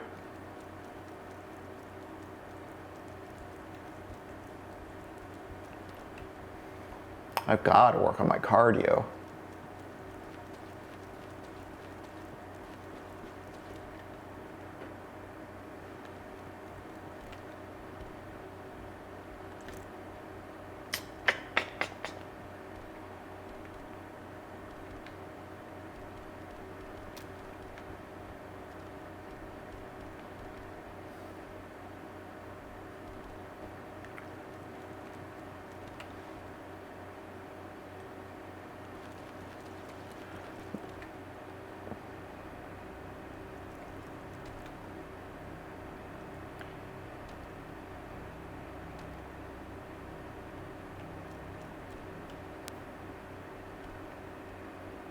But they do the job.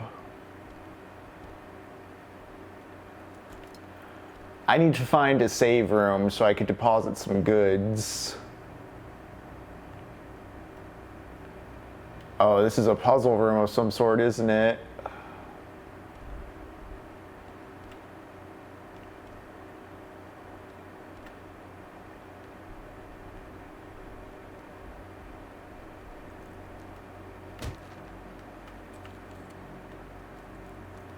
And I still don't know what cigarettes are for.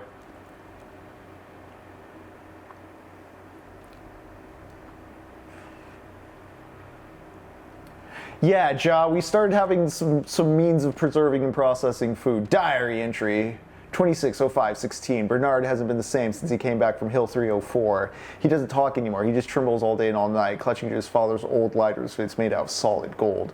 Nobody really knows what to do with him anymore. Fighting has broken out again at Fort Seville. We're waiting to hear his breakup cause more as backup in case more men fall. The artillery's been immense. Often they miss the fort and end up in our support trench. Bernard has started pissing and shitting himself as if we don't already have a rat problem.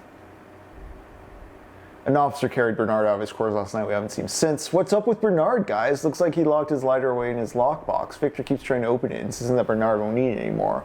Those two never did get along. If you had half of a brain, you'd use Bernard's birth year as a code. That's what every idiot around here does. Oh shit, okay.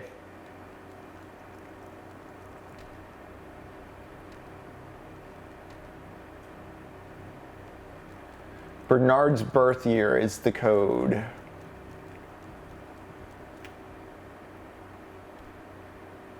(1914) 1916.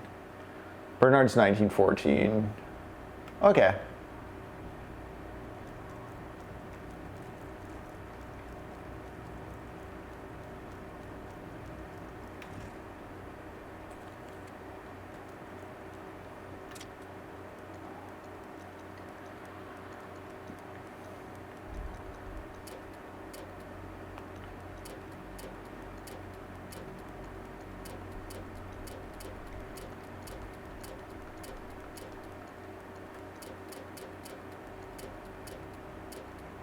Okay, so it's not just directly 1916, eh?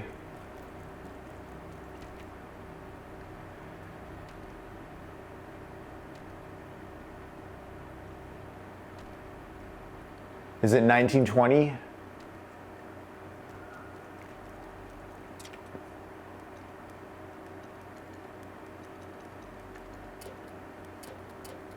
It's not. Okay. I'll keep sniffing around for a moment.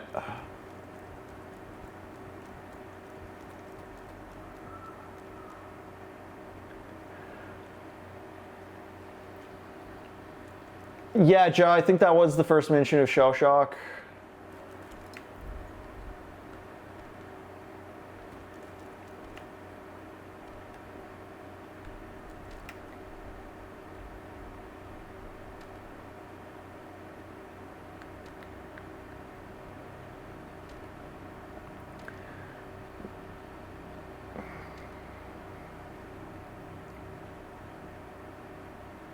Class year 1911, 1913, class age.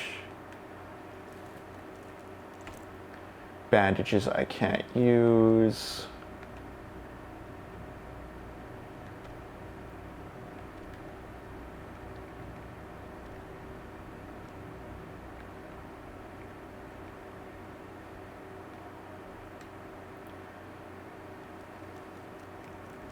Okay, let's look at that diary one more time.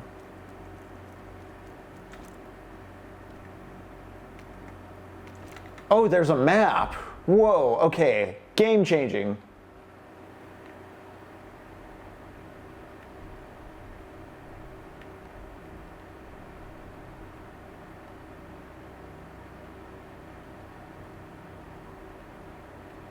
Oh. Okay. Raw.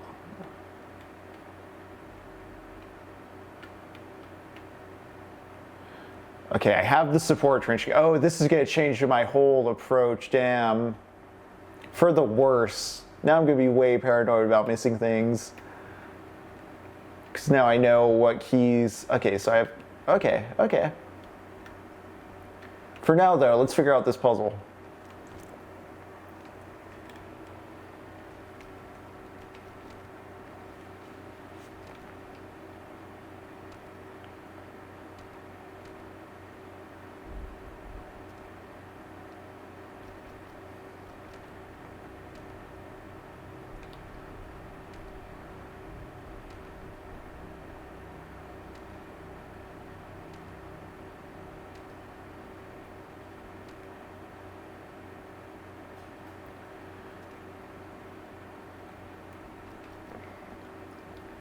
Birth year or death year, okay.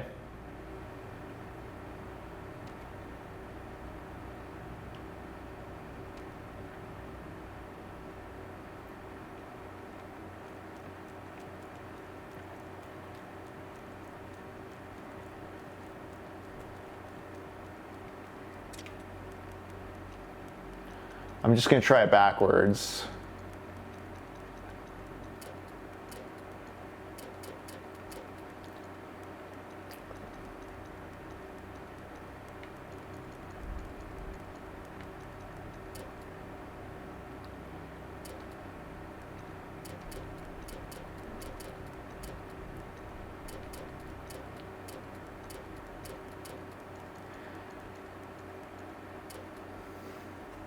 Oh, you know what? It's 1914 minus whatever his age is. So 1914 minus 19 or 20, I think. So 1900 or 1899.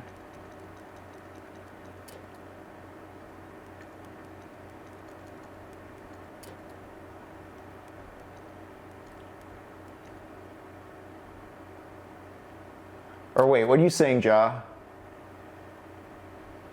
Oh, birth year by subtracting from class year. Actually, I was off there. Why was I thinking 1919? Like, no, it's minus 20. So there's like a 6 to account for. So 1894?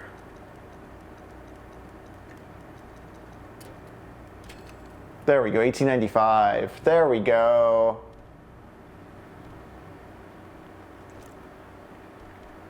All right. I don't want to discard bullets is the thing.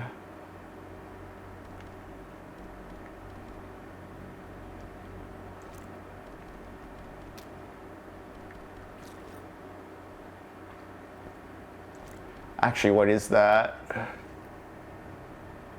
Cures infection on top. Okay, cool. Is there a quick button for the map? Locked door, helmet, locked door, rope. All right, gang, we're gonna unlock the rope door and then we're gonna backtrack to get all the support trench doors and then maybe we can get rid of the support trench key. Maybe after I do the rope door, we're going to take a break because it is getting about that time for break, but definitely do want to backtrack and use that key to its fullest. Oh yeah, also there's dynamite there, can't forget that.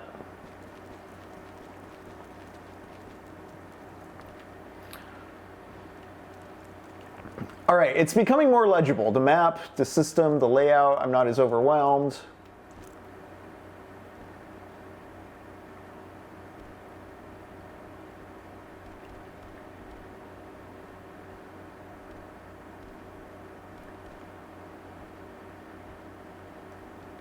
Of course,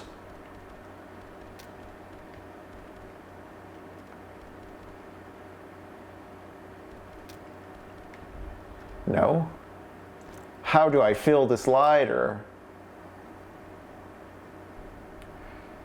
Okay, it needs lighter fluid, not just fuel. So we will, you know what then, let's go on break and then let's see if the lighter fluid is behind one of these support doors or if we find the blockhouse key. There's also some mystery doors it seems like we haven't really poked at that we'll take a look at as we go.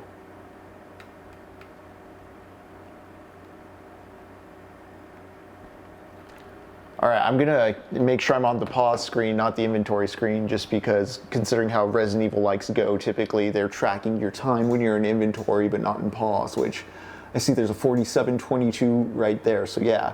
Reminder, when we get back, I'm gonna just read straight up the last bit from Norman Spinrad's The Iron Dream, which is the afterword by a science fiction critic on the Lord of the Swastika in universe. So it's gonna be commentary on the fake book we've been reading through. But until then, stand up, stretch, smoke if you got 'em. I gotta flip this battery in a moment here. We're going on break. Be back in a few. All right, we're back. Gang, I also think it's very funny if we end up doing all of the Toy Soldiers of Spring without screening Paul Verhoeven's Starship Troopers, since it's in the bumper video itself, but also because so much of the Iron Dream did remind me of Starship Troopers. It starts out as Starship Troopers, turns into Chuck Tingle, gets bit Tom of Finland. What a ride. This has been a delightful discovery of a novel. It was nominated, I think, for a Nebula Award the year it came out, but I'd never really heard much chatter about it until I saw someone on Blue Sky talking about it. Someone on Blue Sky or Twitter. This may have been back when I still had Twitter. But then I looked into it and I saw that Le Guin...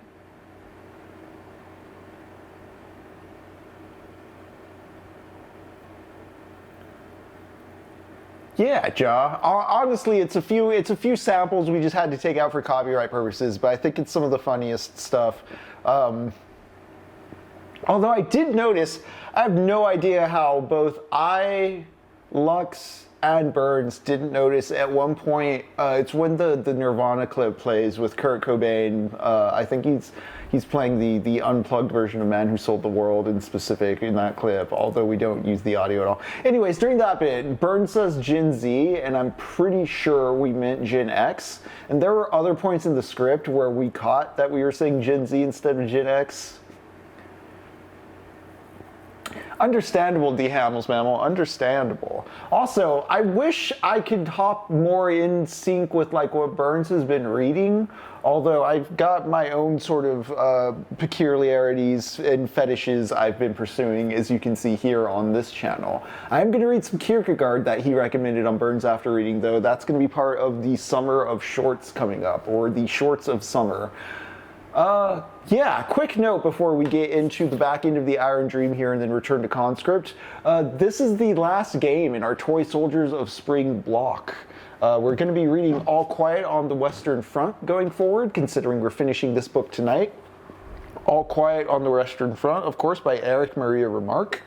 I honestly, this is one of my my blind spots. I never saw the movie, either adaptation. I've never read the book. I just know it vaguely takes place during World War I, from what I understand. I haven't been looking too much into it because I just want to walk into it blind. I noticed it's pretty short, both in size and also like the print's pretty large on the page. So hopefully this won't burn us out too fast. And then the Shorts of Summer will start, and I'll tell you more about that at the end of this session. Let's get to reading this afterward to the second edition on Norman Spinrad's The Iron Dream. But yeah, Elrond, we're going to be reading The Present Age as part of the Shorts of Summer. That one's really quick and brief and tiny. I think it'll be easy enough to get through. A big thing with the Shorts of Summer, just to give you the general gist of it, all the reading is going to either be short stories, novellas, or books that are under 200 pages. So I'm kind of aiming to shotgun through a lot of just different stuff. Also, a few of those things are directly from this year or last, so we're going to be catching up on that. The video games we're going to be playing as well are going to be basically releases from like 2022, 2023 onwards. There's some newer stuff I want to catch up on instead of just the retro stuff I've been playing since the end of Death Stranding. You know, Metal Gear Solid 2 was fun, Super Metroid was cool. Medal of Honor was a delight to rediscover, but you know what? There's contemporary releases I want to touch up on. I like how I went on this little ramble, but you know what? That's why we're here to chat. All right, afterward to the second edition. Again, I'm blind on this as well. Let's see what this book has to say about the fictional Hitler of the Iron Dream. The popularity gained by Adolf Hitler's final science fiction novel, Lord of the Swastika, in the 5 years since his death is an indisputable fact. The novel won the Hugo Award given by the Inner Fraternity of Science Fiction Enthusiasts as the best science fiction novel of 1954. While this may be a somewhat dubious literary credential, it surely would have pleased Hitler, who lived among these science fiction fans throughout his career in the United States, and considered himself one of them, going so far as to edit and publish his own amateur fanzine even while working as a full-time professional writer. Sounds a bit like H.P. Lovecraft to me, or, I mean, obviously like Campbell, Sturgeon, the great editors of the early science fiction magazines that curated talent, like Isaac Asimov, Arthur C. Clarke, Robert Heinlein. Of wider significance is the book's popularity and the adoption of the swastika motif and colors created in it among as diverse a spectrum of social groups and organizations as the Christian Anti-Communist Legion, various outlaw motorcycle gangs, and the American Knights of Bushido. What? So Hitler's work is very good with the Christian Anti-Communist Legion, various outlaw motorcycle gangs. So, you know, the Hells Angels, which tracks because, we read Hunter S. Thompson's Hells Angels way back when we played Jet Set Radio Future. And something Thompson points out is, like, the Hells Angels do ride for the John Birch Society. Like, that's a space they end up in. They're seen as, like, these knights errant of the American way when they're just, like, dealing drugs to kids. But the American Knights of the Bushido, that's interesting. I know Shogun, I think, was written in the mid to late 70s and got a TV show in, I think, the early 80s, but I do wonder, because I wonder why Bushido? Were weebs around in 72? Obviously, this science fiction novel has struck some chord in the contemporary non-communist mind that raises its appeal far beyond the limited bounds of the science fantasy genre. On a purely literary level, this phenomenon seems rather inexplicable. Lord of the Swastika was written in the space of 6 weeks under contract to a paperback publisher in something of a frenzy shortly before Hitler's death in 1953. If we are to believe the gossip rife in the science fiction fanzines of the day, Hitler had been behaving erratically for several years, being subject to fits of trembling and bouts of uncontrollable rage that frequently lapsed into near hebephrenic rantings.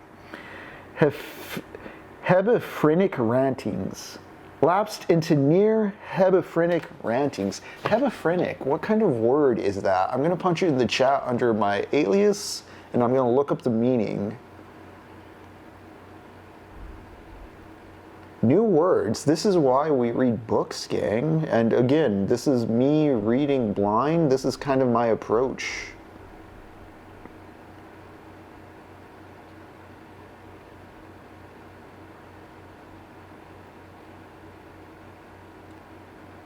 Disorganized thinking, erratic behavior, inappropriate emotional responses. Hebephrenic schizophrenia, disorganized thinking. Got it. Hitler had been behaving erratically for several years, being subject to fits of trembling and bouts of uncontrollable rage that frequently lapsed into near hebephrenic rantings. Although the actual case of Hitler's death was a cerebral hemorrhage, these symptoms at least hint at complications of tertiary syphilis. Fuck. Wow, okay. I guess he was really participating in the commune of the racial will with a lot of partners and somehow got syphilis that way, it seems like. I wonder if he kissed the tips of some bad truncheons and, you know, received some sort of infection in the racial glory of battle. Holy shit, man. Okay. Thus, the literary totem of the present devotees of the swastika and its peculiar code was, in cold point of fact, written in 6 weeks by a commercial pulp writer who never displayed serious literary talent and who may well have written the book while suffering from the early stages of paresis. While the prose may display a certain praiseworthy competence, considering that Hitler learned English as a mature adult, one cannot for a moment seriously compare Hitler's mastery of his adopted literary language to that of Joseph Conrad, for instance, a Pole who came to our tongue at a similarly advanced age. Awkward traces of Germanic sentence structure and usage are evident throughout our Lord of the Swastika. There's admittedly a certain raw power in many passages of the novel, but this seems to be more the result of psychopathology than of conscious, controlled literary craftsmanship. Where Hitler may be said to excel as a writer is in his visual conceptualization of basically unrealistic or improbable scenes, notably those of extravagant battle, or the grand Guggenol military pageantry which festoons the book. But this power of visualization can easily be traced to Hitler's prior career as a magazine illustrator, rather than to any specific conscious mastery of prose style.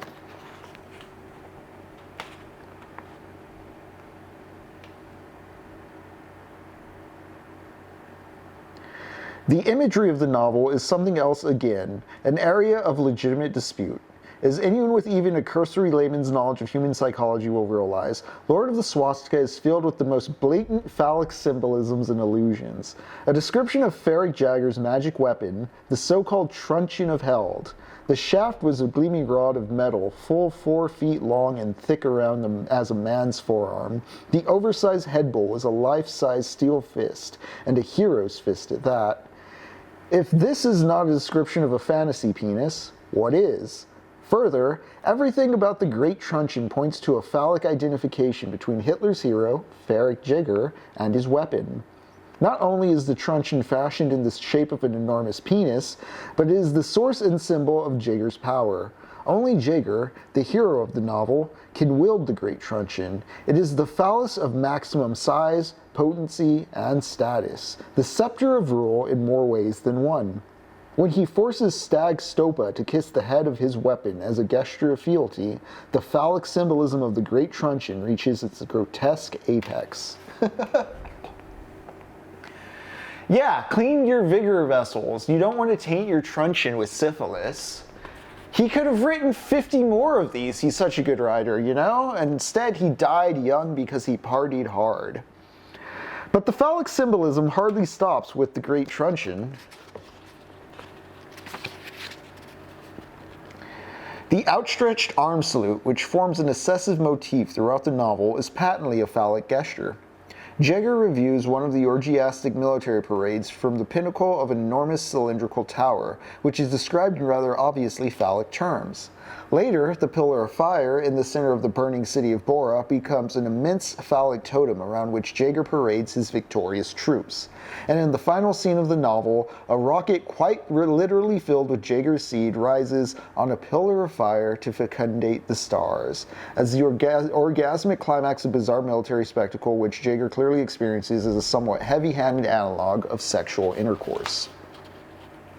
I did find it fascinating that the answer to the future was cloning, the complete sterilization and duplication of the same thing instead of an adaptive evolutionary next step that adjusts with the times and the material conditions. There is no doubt that a great deal of Lord of the Swastika's appeal to the unsophisticated comes from the blatant phallic symbolism which all but dominates the book. In a sense, the entire novel is a piece of sublimated pornography, a phallic orgy from beginning to end, with the sexuality symbolized in terms of grandiose fetishistic military displays and orgiastic bouts of unreal violence. Since this phallic sexuality of violence and military pageantry is a common transference in Western society, the book gains a great power by keying itself into one of the most prevalent sexual pathologies of our civilization. Hot damn, okay. I was wondering if they were going to address it, and then I saw they were addressing it and wonder if they were just going to say, look, I made a pun. Now they're getting into the psychopathology of Western civilization. I'm going to reread that, like, holy shit.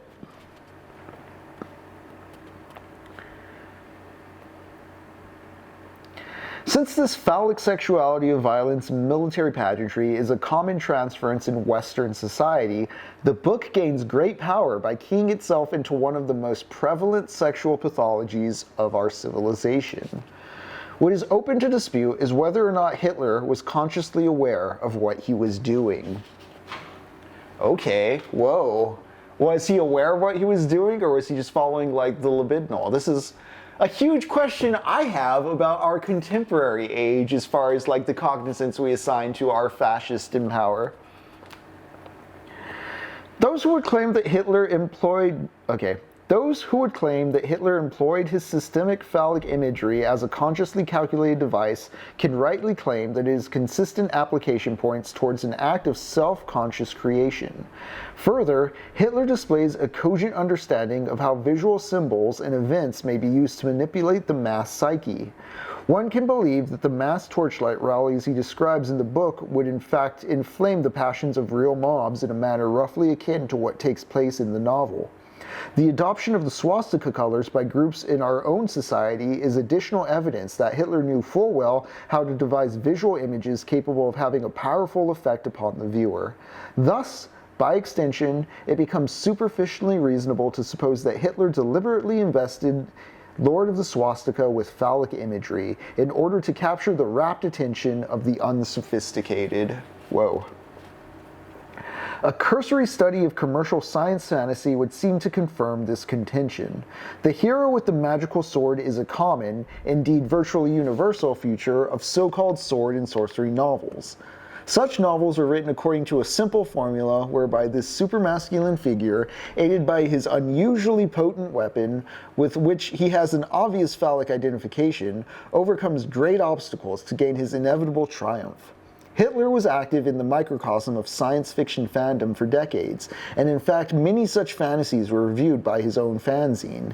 It is therefore reasonable to assume that he was quite familiar with the genre. In fact, 2 or 3 of his earlier novels approached the sword and sorcery vein. Lord of the Swastika is at least schematically a typical pulp sword and sorcery novel. The hero, Jaeger, receives the phallic weapon as a symbol of his rightful supremacy and then triumphantly fights his way through a series of gory battles to final victory. Aside from the political allegory and the more specialized pathologies, which I will deal with later, is an obsessional consistency and intensity of the phallic symbolism which distinguishes Lord of the Swastika from a host of similar science fantasy novels. This leads to the conclusion that Hitler made a straightforward study of the nature of the appeal of the sword and sorcery genre and self-consciously increased the pathological appeal of his own book beyond the ordinary by strengthening the phallic symbolism and making it that much more blatant and pervasive. This would make Lord of the Swastika a cynical exploitation of sexual pathology quite common to this genre, though of such a thoroughgoing nature that its power far exceeds that of its more timid models. Holy shit! Like, I knew because of, other studies and just like knowing a bit about fascism that it's all sublimated sexuality and there is an underboiling, self-hating kind of homosexual undertone to the cult of the masculine because it's all about men policing men and their looks and that. I knew that that was there, and I knew that the book was, calling Hitler gay in a sense by focusing on his hyper fetish. I didn't realize they were going to go full swing into Hitler as being cynical. That's giganto-brained. That's really kicking this up beyond what I already thought highly of in this novel, because it's not just, haha, I'm making fun of the author and you can see his fetishes. It's like, he could be doing this cynically. He could be just trying to cash in on what he knows is there in American culture. Like, damn. Zeppelins are supersized simulacrum of the pills he was popping? Sure, why not? Alright, gang, let's keep reading this afterward. This is getting juicy. However, I believe that this theory may be disproved both by internal evidence within the novel and by the nature of the science fiction genre itself. Oh? Oh, it's not cynical, you say? For one thing, Lord of the Swastika displays abundant evidence of mental aberration on the part of its author, quite aside from the question of phallic symbolism. The fetishism which permeates the novel could hardly be consciously designed to appeal to the average unsophisticated reader. Throughout the book, an obsessive amount of attention is paid to uniforms, especially the tight black leather uniforms of the SS. The frequent conjunctions of repetitious description of shiny black leather, gleaming chrome, high steel-soled boots, and similar articles of clothing and adornment with phallic gestures such as the party salute, heel-clicking, precision marching, and the like, is clear indication of unself-conscious fetishism on the part of Hitler, of a particularly morbid sort, hardly likely to appeal to any but the most thoroughly disturbed personality. Indeed, in the book, Hitler seems to assume that masses of men in fetishistic uniforms marching in precise displays and displaying phallic gestures and paraphernalia will have a powerful appeal to ordinary human beings. Fredric Jaeger comes to power in Helden through little more than a grotesque series of increasingly grandiose phallic displays. This is undoubtedly phallic fetishism on the part of the author, since the alternative conclusion is to accept the ridiculous notion that an entire nation would throw itself at the feet of a leader simply on the basis of mass displays of phallic fetishism, orgies of blatant phallic symbolism, and mass rallies enlivened with torchlight and rabid oratory. Obviously, such a mass national psychosis would never occur in the real world. Hitler's assumption that it not only could happen, but would be an expression of so-called racial will, proves that he himself was suffering from such a malady. Beyond the fetishism, the novel displays internal inconsistencies even on the gross level of commercial science fiction, that are indications that the author's contact with reality faded more and more as he became involved with his own obsessions while writing what no doubt started out as simply another commercial potboiler. The novel opens in a world where the highest technology is represented by the steam engine and the crude flying machine and progresses in a ridiculously short stretch of fictional time through television, machine guns, modern tanks, jet fighters, artificially grown human beings, and finally an interstellar spaceship. That is something I didn't notice, but it's a very good point. I'd imagine if I read this in a day instead of spaced out over nights, it would have hit me different, but they do start just riding trains and not having technology, and by the end of it they have nuclear bombs and spaceships in just a way that's not consistently accounted for or talked about.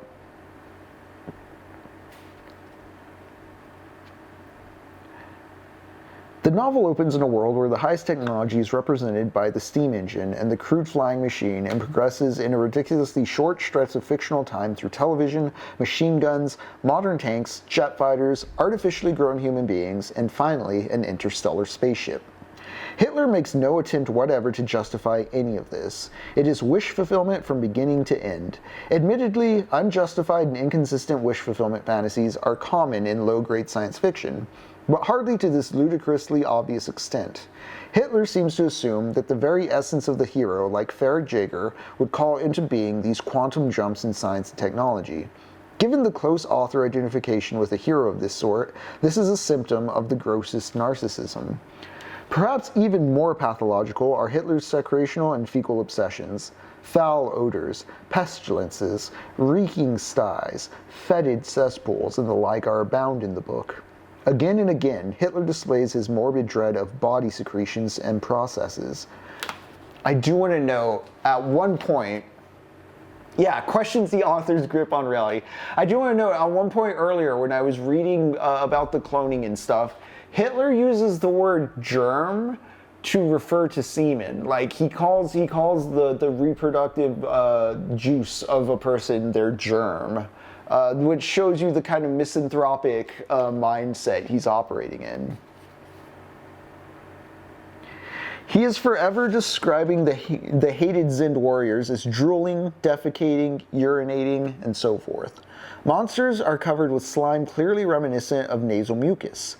The forces of evil are described in terms of noxious secretions, filth, foul odors, and excretions, whereas the forces of good are spotless, gleaming, and precise, their equipment and persons having shiny surfaces burnished to sterile glosses. The anality of this dichotomy should be clear to even the layman. The violence in the book verges on the psychotic. Hitler describes the most ghastly slaughters as if he not only finds them attractive, but assumes that his readers will be likewise enthralled. There is no doubt that the treatment of violence in Lord of the Swastika adds a special morbid appeal to the book.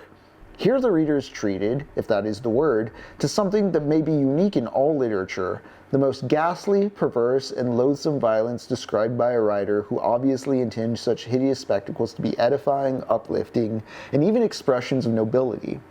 De Sade himself would not go so far, for his horrors are at worst meant to be sexually titillating, whereas Hitler equates mass destruction, ruthless slaughter, nauseating violent excesses, and genocide with pious self-righteousness, honor, and virtue, and moreover, writes as if he fully expects the average reader to share his point of view as self-evident truth. Surely this is clinching evidence that the power of Lord of the Swastika lies not in the skill of the writer, but in the unbridled pathological fantasies which he unconsciously committed to print. Wow. And then he wrote in the book, have you heard about gays for Gaza? That's like chickens for KFC. And then he wrote it 3 times because he had no other material. And if this were not enough, consider the astonishing fact that not a single woman appears as a character in the book. It may be fairly said that asexuality is a hallmark of the typical science fantasy novel. Women appear only as chaste stock figures, token romantic interest for the hero, prizes to be won. However, Lord of the Swastika not only lacks this traditional romantic interest, it goes to incredible lengths to deny the very need for the female half of the human race. Finally, all reproduction is to proceed from the cloning of all male SS, a weird sort of male parthenogenesis. It is tempting to add this denial of the very existence of women to the phallic fetishism and come up with the diagnosis of repressed homosexuality on the part of Hitler. Oh, interesting. So we're not just doing that. Okay, tell me more. It is true that although Hitler never married, he had a certain reputation as a Don Juan at science fiction conventions. Wonder how he got syphilis, huh? On the other hand, repressed homosexuality is frequently an element in Don Juanism. Nevertheless, it would be somewhat presumptuous to make such a post-mortem diagnosis from the available evidence. Suffice to say that Hitler's attitude towards women and sexuality was hardly wholesome. I'm very curious in 1972 terms what Don Juanism is constituting, and also, am I accidentally dropping old racial stereotype words? I hope not. What about the alternate definition of germ? What germ is the core and contains the protein? I mean, yeah, it's technically correct, but given the context of all the other filth fetish stuff, Jaw, I think germ is more a gross term than a scientifically clinical one in that context. Thus, far from cynically written formula novel cunningly devised to appeal to the phallic urges of the masses like so many other science fantasy novels, Lord of the Swastika emerges as the obsessional product of a deranged but powerful personality. Its power derives not from the skill of the writer, but from the very richness of the pathological self-display with which he invested the novel in an entirely unself-conscious manner. It is well known that the art of psychotics may appear as brilliant and appealing even to the perfectly normal mind. Such art gives us frightening glimpses into a baleful reality fortunately beyond our personal experience. Thus we come away deeply moved and disturbed by intimate contact with the unspeakable. Those unfamiliar with the commercial science fiction genre may be startled to learn that such pathological products are not that uncommon. The literature of science fiction abounds with stories of all-powerful phallic supermen, alien creatures rendered as fecal surrogates, penile totems, vaginal castration symbols, such as the monster with the mini-sucking mouths filled with razor-sharp teeth and swastika, subliminally homoerotic or even pederastic relationships, and the like. While a few of the better writers in the field make up sparing and judicious use of such elements on a conscious level, most of this material bubbles up from the subconscious into the work of writers writing on the purely superficial surface level. Damn. Lord of the Swastika varies only in intensity and to some extent in content from the considerable body of pathological literature published within the science fiction field. One must look to Hitler's somewhat unusual background to fully explain the unique appeal of this particular book. Adolf Hitler was born as an Austrian and migrated to Germany, in whose army he served during the Great War, before immigrating to New York in 1919. During the period between the end of the Great War and his move to America, Hitler was involved with a very small radical party known as the National Socialists. Very little is known about this obscure group, which disappeared around 1923. A full 7 years before the communist coup made the subject academic. However, it does seem clear that the National Socialists, or Nazis as they were sometimes called, anticipated the machinations of the Soviet Union by many years and were confirmed anti-communists. Ja, I haven't named who wrote the analysis yet, but it's named at the end of the book. This is all written by Norman Spinrad, but it's like a fake historian within the novel. So it's going to be a fake name, but I mean the whole thing's Norman Spinrad.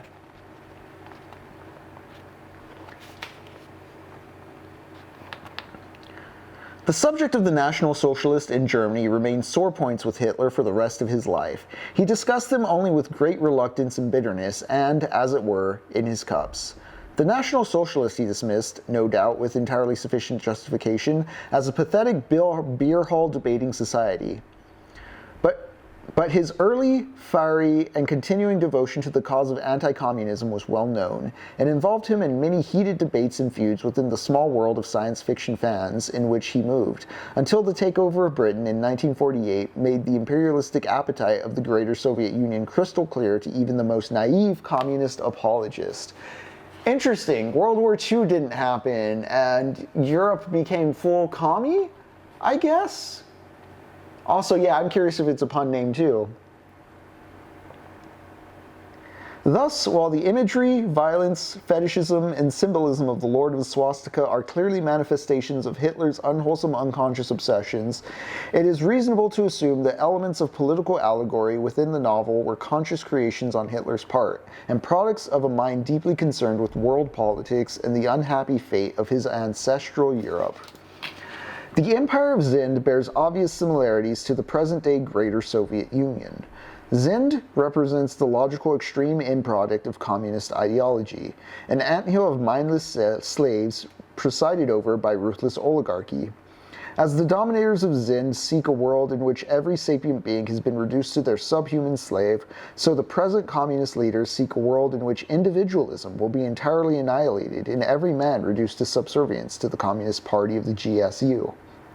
As the power of Zend resides in its great size and huge pool of manpower which the dominators felt free to expend without humanitarian scruples, so does the power of the Greater Soviet Union derive from its vast extent and enormous population, which the communists tax cruelly with total disregard for individual need or dignity. Helden would seem to represent some resurgent Germany that never existed, a wish fulfillment on Hitler's part, or possibly the non-communist world in toto. Beyond this, the political allegory seems hopelessly muddled. The dominators seem to stand for the world communist movement. In the novel, the Universalist Party seems a straightforward surrogate for the Communist Party, with its base and cynical appeal to the sloth of the lower classes. Yet there seems to be something more to it, something bound up with entirely inexplicable genetic obsessions of the novel. It is impossible to draw any viable parallel between the degenerated mutants that infest the world of Lord of the Swastika and anything in contemporary reality. Of course, the world of Swastika is the product of an ancient atomic war. Perhaps Hitler's depiction of the genetically deformed descendants of our own age is simply a cautionary note. But the Doms themselves seem to be a genuine paranoid element. It is hard to escape the conclusion that they stand for some real or imagined group that Hitler hated and feared.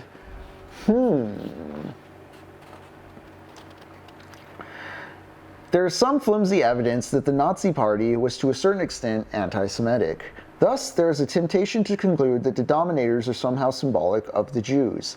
But since Zend is obviously meant to stand for the Greater Soviet Union, in which anti-Semitism has reached such a rabid height in the past decade that 5 million Jews have perished, and since the dominators, far from being the victims of Zend, are its absolute rulers, this notion falls flat on its face. Despite the confusion in details, however, the fundamental political allegory of Lord of the Swastika is quite clear. Helden, representing either Germany or non-communist world, totally annihilates Zend, representing the Greater Soviet Union. Needless to say, this particular political wish fulfillment fantasy strikes a chord at the heart of every American at a time when only the United States and Japan stand between the Greater Soviet Union and total control of the globe. Further, the manner of victory also appeals to our deepest desires. Helden destroys Zend without recourse to nuclear weapons. The heroic individualism of Helden defeats the mindless hordes of Zend, i.e. the free men of the non-communist world defeat the slave masses of communized Eurasia. Only the loathsome dominators, the communist surrogates, stoop to the use of nuclear weapons, and it avails them nothing. Although such an outcome to the present bleak world situation seems impossible, it cannot be denied that it represents our fondest hope for a world peace through world freedom.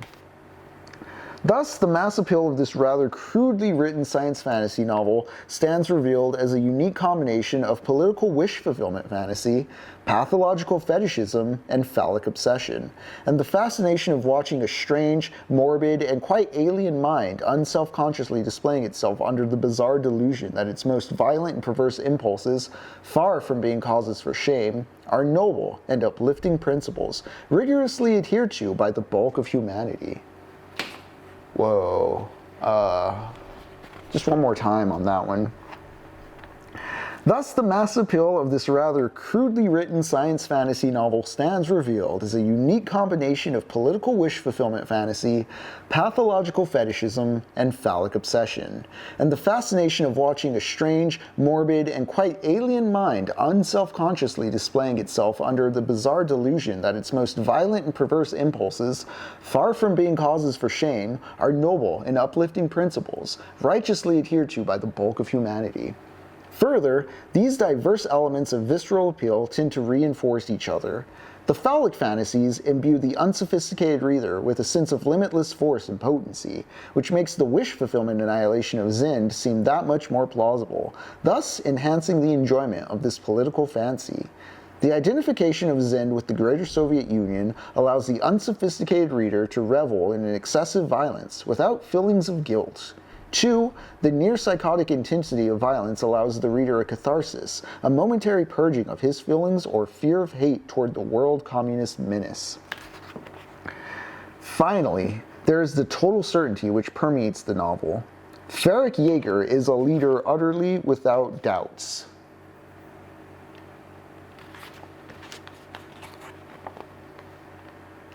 Finally, there is the total certainty which permeates the novel. Fredric Jaeger is a leader utterly without doubts. He knows what must be done and how to do it, and he proceeds accordingly without a trace of error, misgiving, or remorse. Zend and the Dominators are the enemy of true humanity, therefore they are deserving of no mercy, and any action taken against them is morally beyond reproach.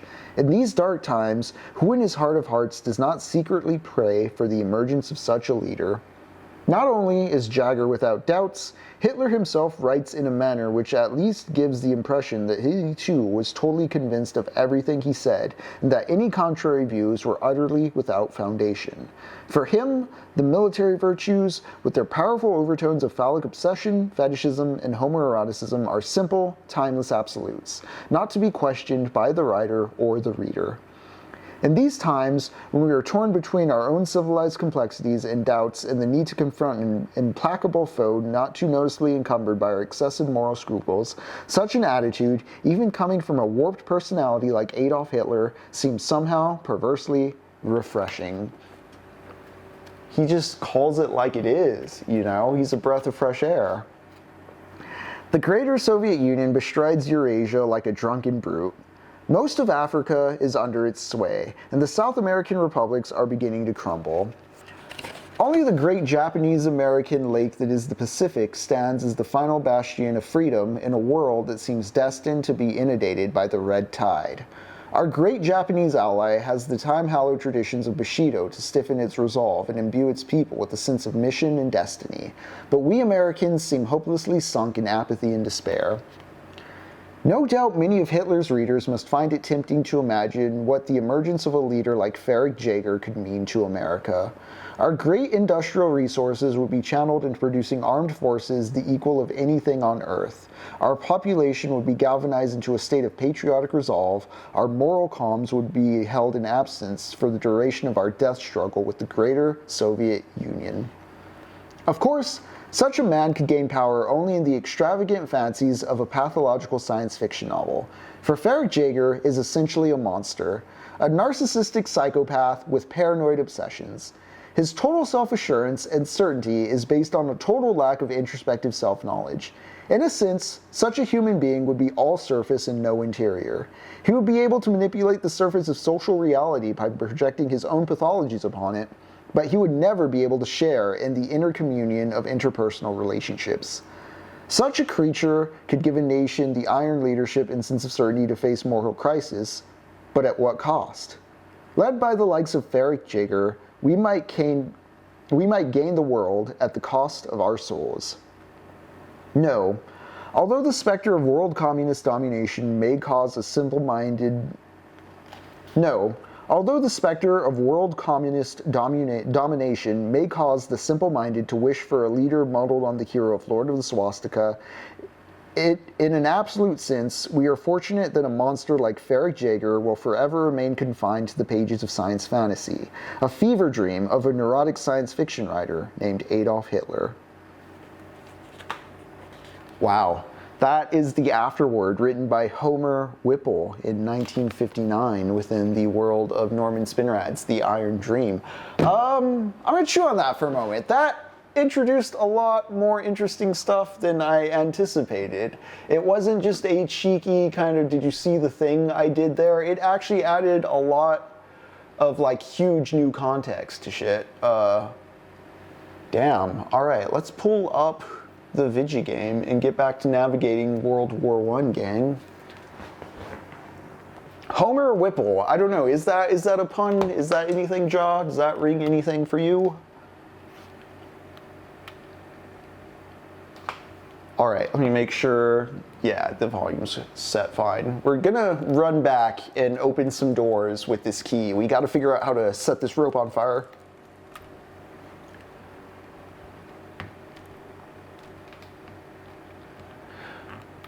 The considerations of just like the multiple elements that make the novel appeal despite its weaknesses, the way he identifies it as a synthesis of bad ideas working under stressful material conditions, just that kind of blew my mind.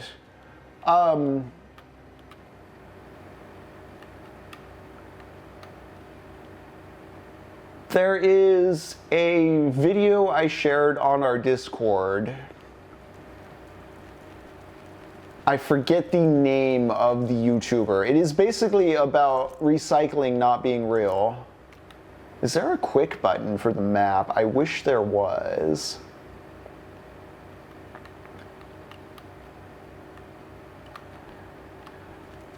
Basically, he was getting at like the recycling industry being a lot of the appearance of functionality without the actual results of anything. But because it's upkeeping the mask of something happening, it persists. Door down there I don't know anything about. Blockhouse there, trench there. Let's go north and hit these two trench doors, why don't we? I'd be so mad if I'm running away from a save room.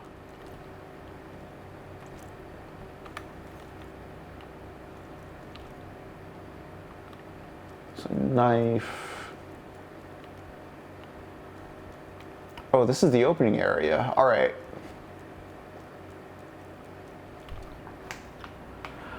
But that appearances thing I'm talking about, it reminds me of when I was working storage and folks wanted to talk to the manager, even though the manager was going to do even harsher things than I would as far as like denying them their refunds or their credits or whatever.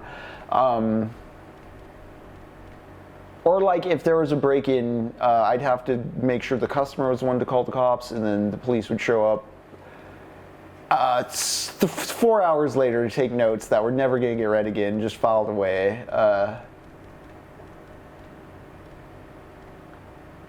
Do I want to free up any more space here? Which, again, kind of a common cynicism I think a lot of Americans face at this point is realizing, like, oh, there is no one in charge, in the sense that, like, everything's being shuffled up the line. Someone's going to get back to you on that. Somebody's talking about it. If you've had to encounter a customer service system that uses an AI chatbot recently, it's typically just going to funnel you along until you get a phone number or get linked to a human representative, or just run in loops and do nothing. But it's the appearance that something's happening that's going on. All right, let's pick some stuff up and see what we got lying around here.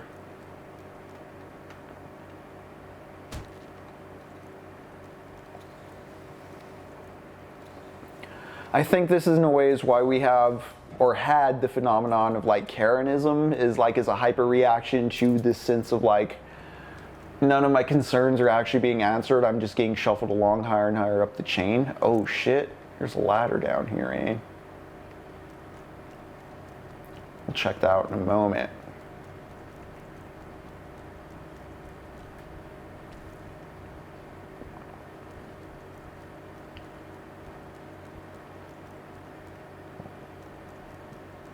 And it's these kind of like, the sense that you're being stalled on and that nothing's being solved, it imbues a sense of cynicism, of course, that inflares, again, the Karenism, or what do I want to do with this gunpowder? I want to store it. Store my special bandage as well, and my fuel. I don't know how many spaces I should account for keeping open.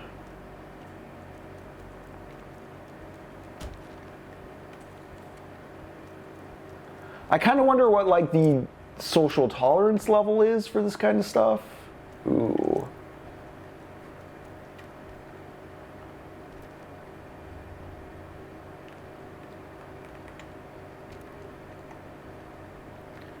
I wish, is there a map quick button? What is that?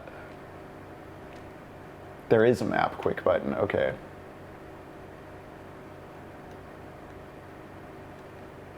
Oh, there's a whole system to explore over behind that one.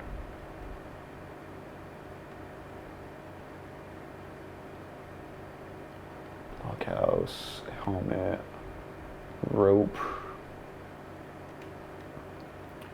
Who knows what's over there? Do I have a save room nearby? Save journal's way over there, got it.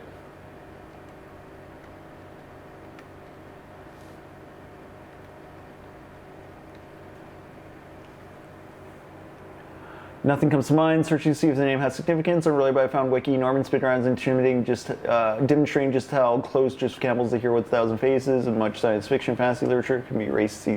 Yes, he succeeded.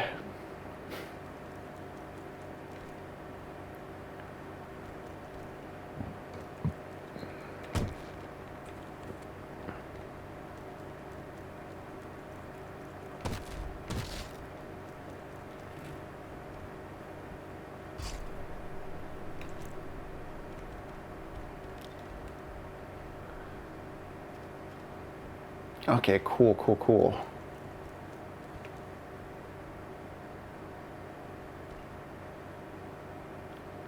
Oh, I need like wire cutters for this guy. Got it.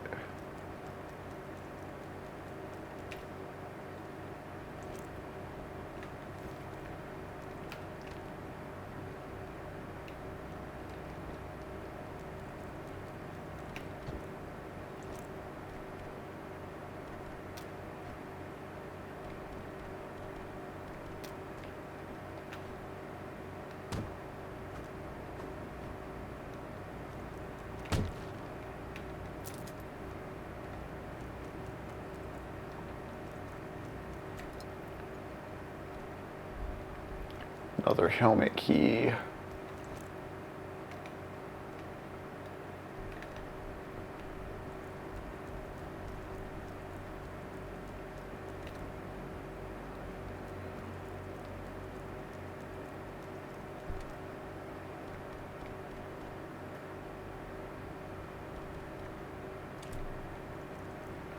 All right, let's keep going with this room check. Get in the habit of using the actual map there. So there's wire blockage.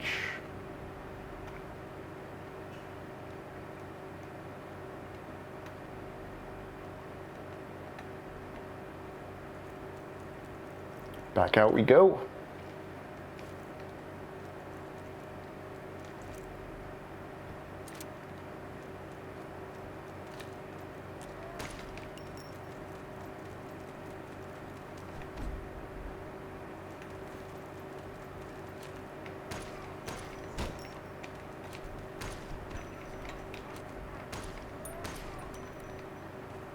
Yeah, fighting guys is pretty difficult actually. This is gonna get tense.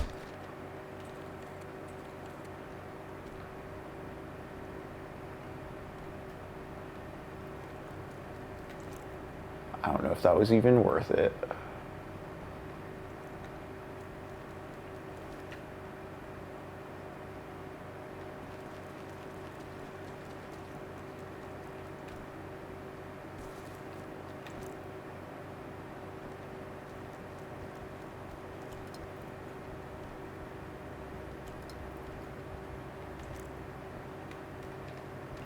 So that gets labeled what? Supply trench.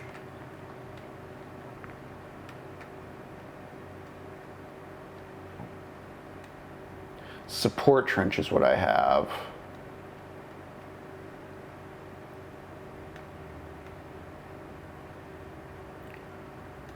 All right, looks like I'm basically going for this area here.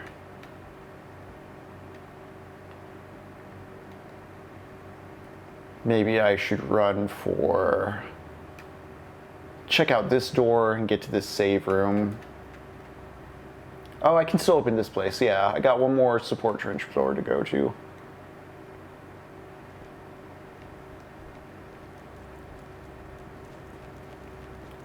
Oh, I got the ladder place under the save room as well. How do I go down floor?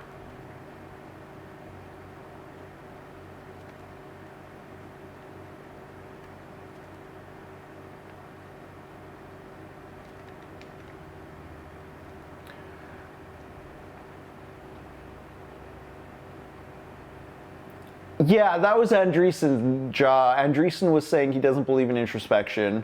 There's also a disturbing trend I find, which is the R-word maxing.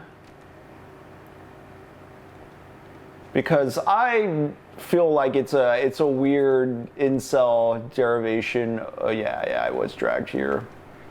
Of what was previously just like himboism or golden retriever boy.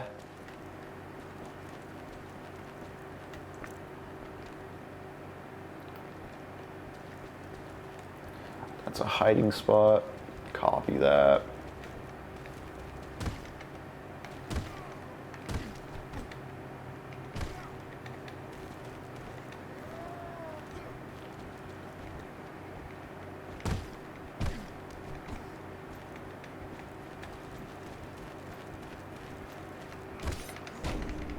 Ow. Ow.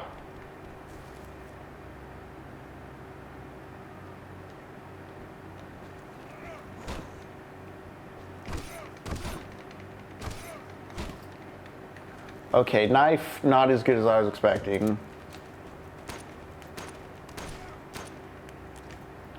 Ah, alright, I gotta be way more efficient with my resources. I gots to.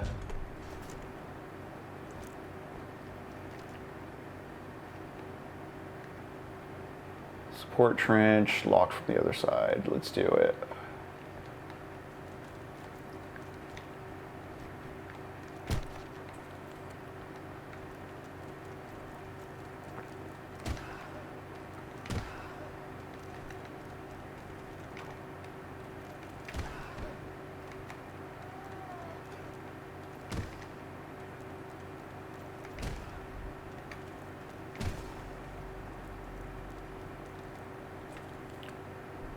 Oh.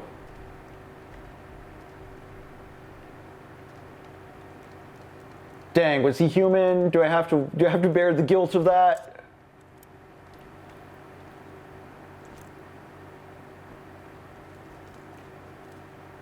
Oh, Pigeon Man.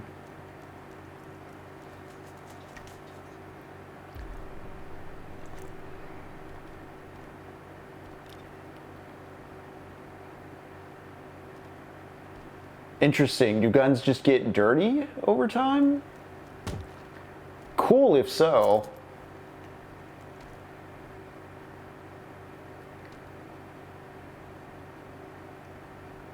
Don't kill pigeons. Got it.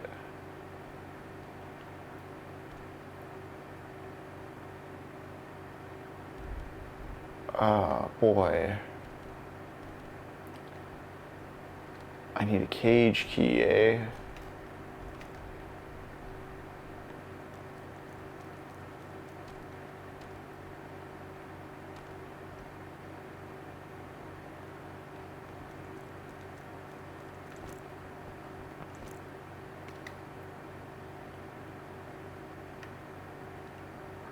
All right, let's explore that door and then go through this one.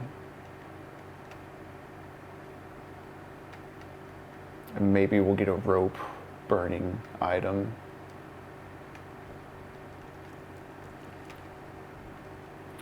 What up, Ghost Bro? It's a spooky time in the trenches. Thank you for joining us.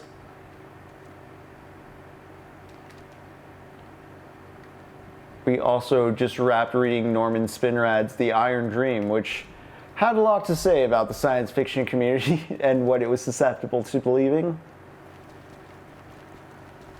Okay, I don't need to go that way for now.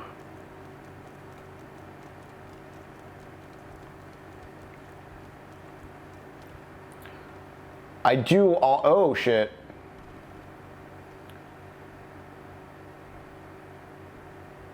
Injured friend. Ooh, ooh.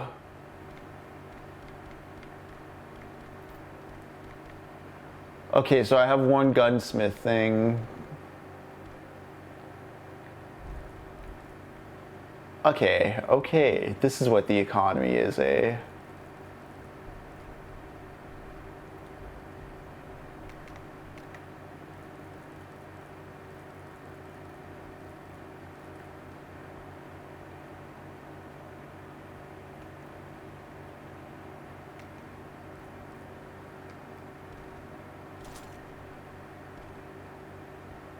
Ooh, a larger bag. Noted, actually. Shit. Noted.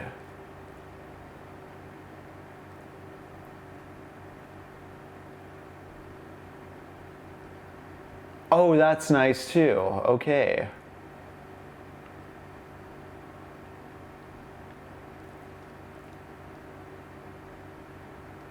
Pins for points of interest? Shit, yes. Yeah. Very well considered. Thank you for sending that to storage. You're right here. Let's upgrade our pistol, gang.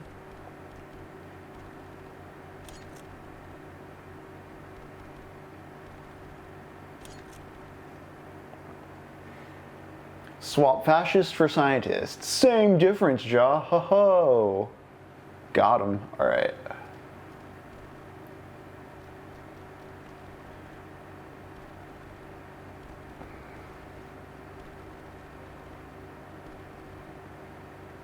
Good to know. Thank you, Resident Evil shopkeeper. Store your gear for victory. Alright, I think I need to get more comfortable in general with running and not worrying about things. I'll keep the lighter off me for now. I think I'm about to go use the wire spool. Let's save.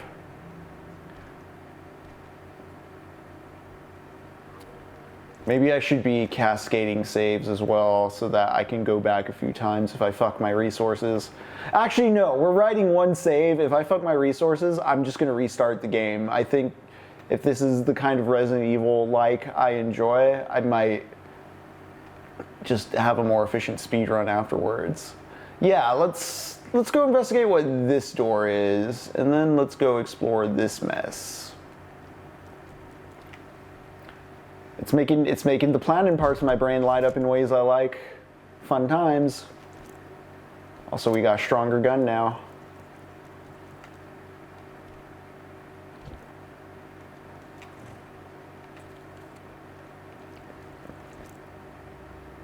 More cigarettes and a second shovel. Okay. Maybe I can discard the shovel this time.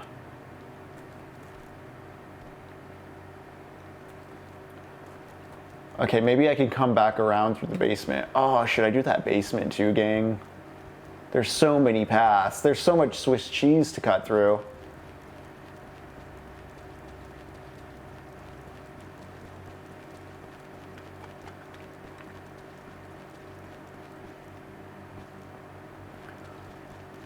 All right, let's find that spot really quick where we reinforce the trench with barbed wire.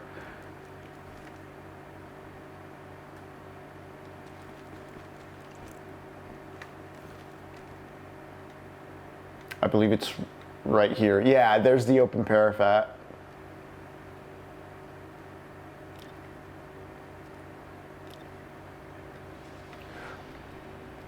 Okay, okay.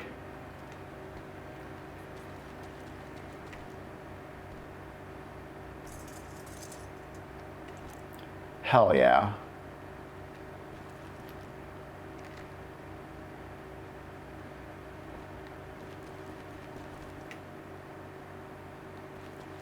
Nothing in the latrines to worry about.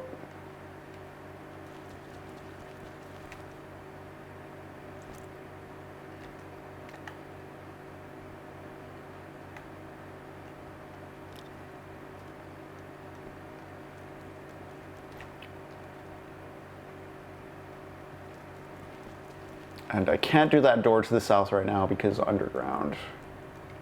But I can go underground over here.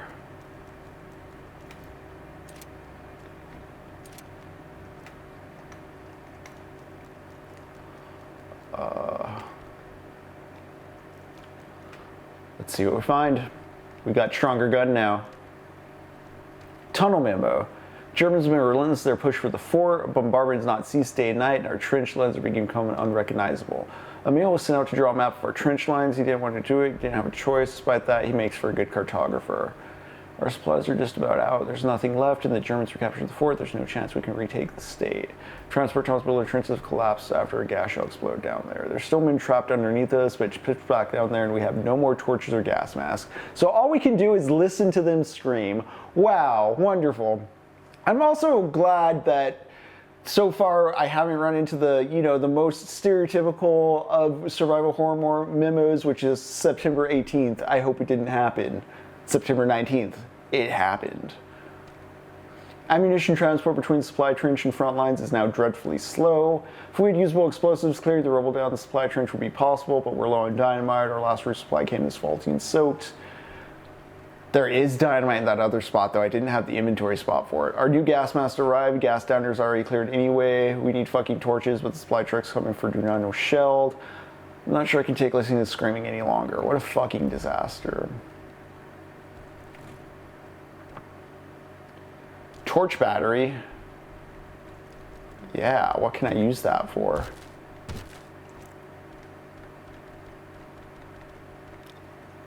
Bespoke battery can be used to fully charge a trench torch. We'll figure it out as we go.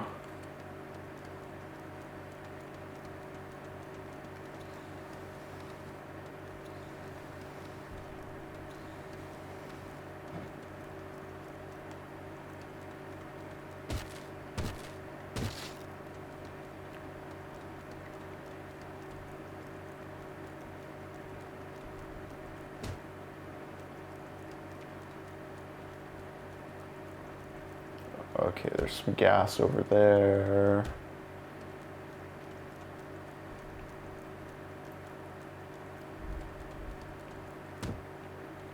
All right, I think this is just all darkness. I'll return with some dynamite.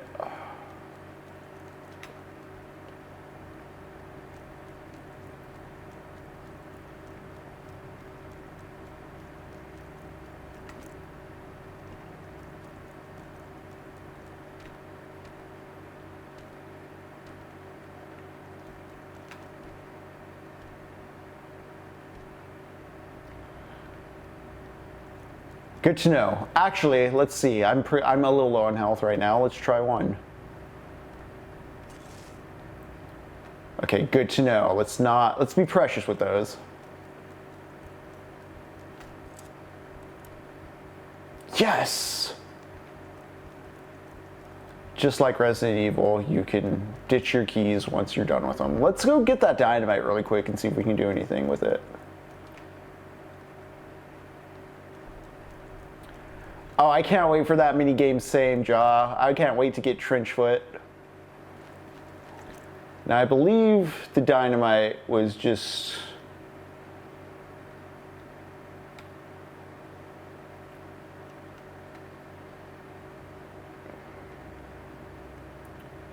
Yeah, explosive storage right here.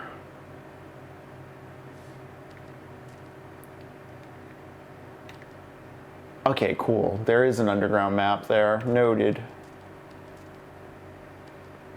Extensive one, too.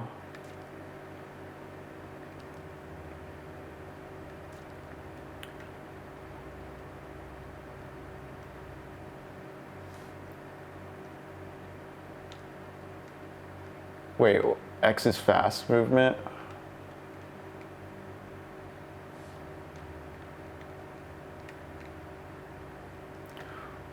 What does that mean? Oh, faster cursor movement, got it. Okay, how did I do the...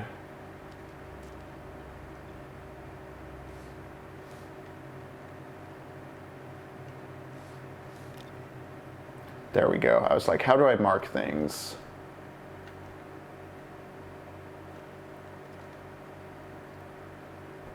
Let's get there.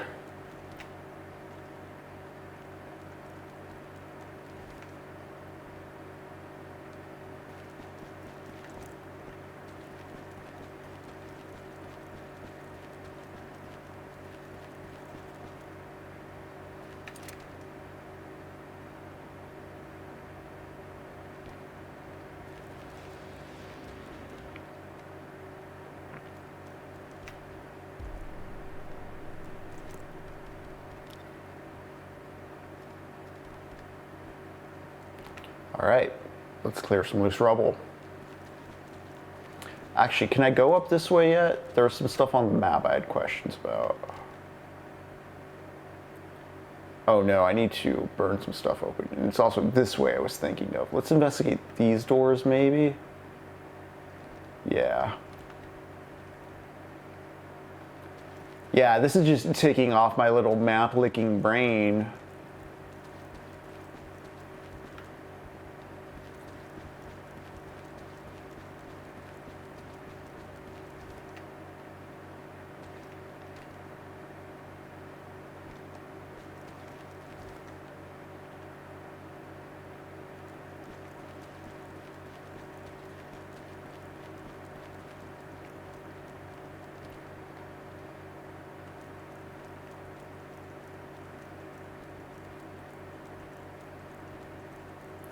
Alright, so there's the rope right there, which I need the lighter fluid for. I left the lighter in the box. Here's a little hidey hole.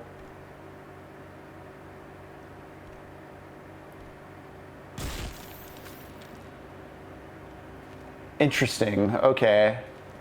You can get flooded with rats, I take it. Another wire spool.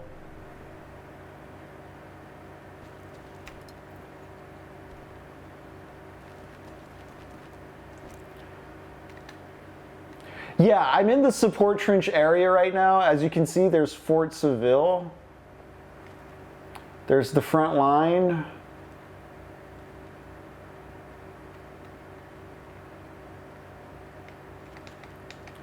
Yeah, I've been in a few areas. All right, we're gonna go all the way north though and see about this door and this door.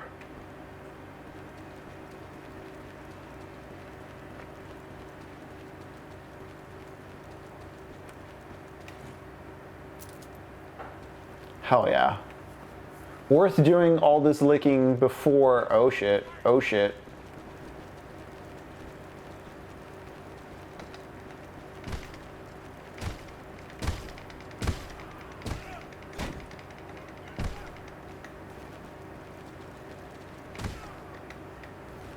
Cool. Only took a little bit of damage there. Didn't want to waste my pistol ammo I just picked up.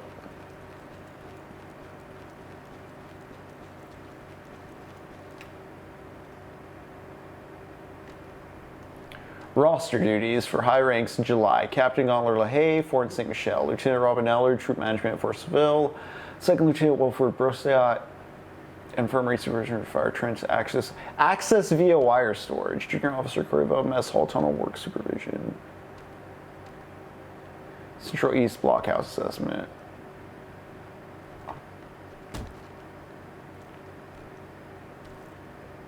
Gunpowder B, eh?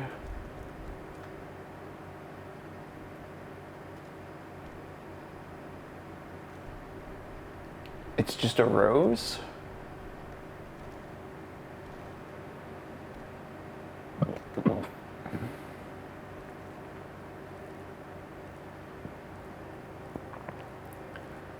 Do I sell my old trench shovel?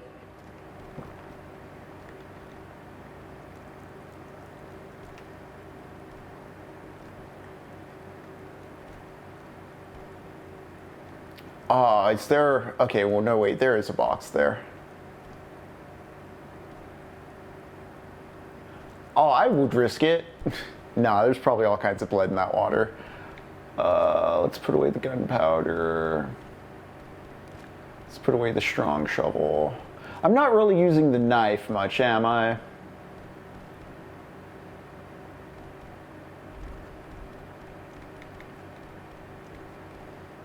By the time I get to the next box, I'll have tried to use the wire spool and the dynamite.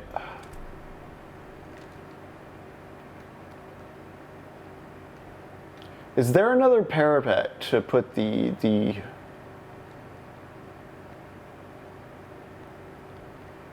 I don't think so. I don't think I have other grenades either.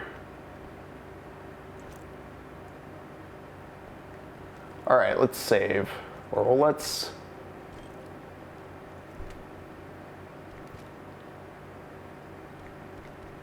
put that away.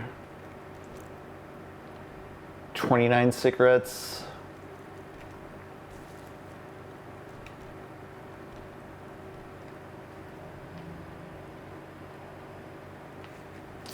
Is that something you looked up, Ja?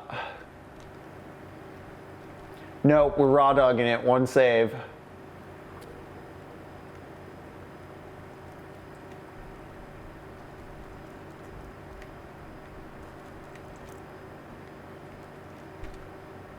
Also, the dynamite is going to be near the area that you got to dynamite anyways, so I might as well.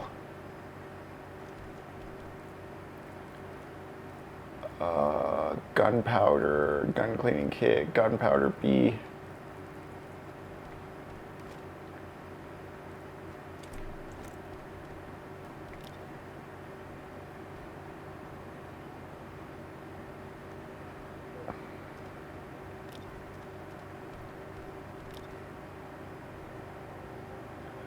Okay, I don't have any chemical fluids, so let's store those guys for now, right?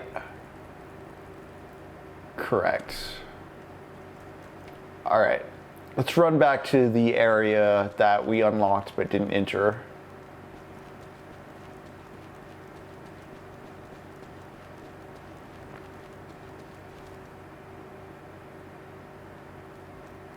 I'm sorry, dude.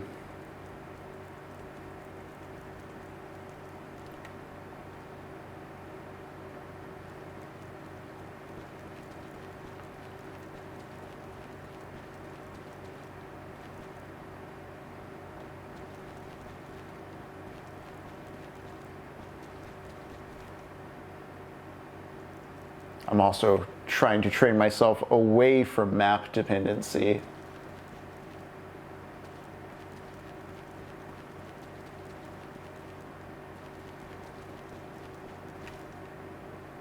Yes. Then I go up this way.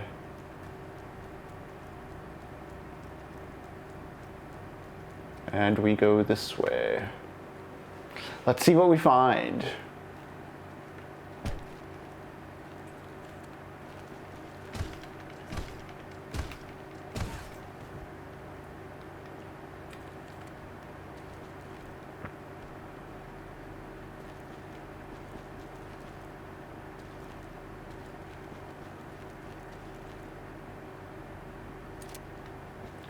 Good thing I just upgraded my guns.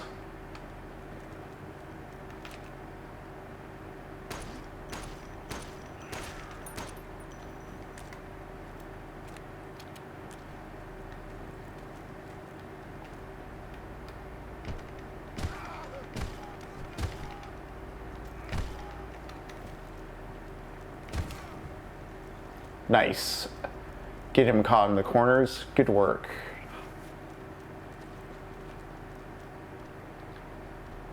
Yes.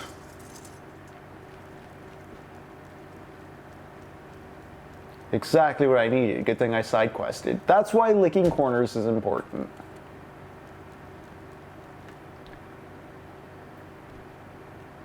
Now I need more wire. Fuck.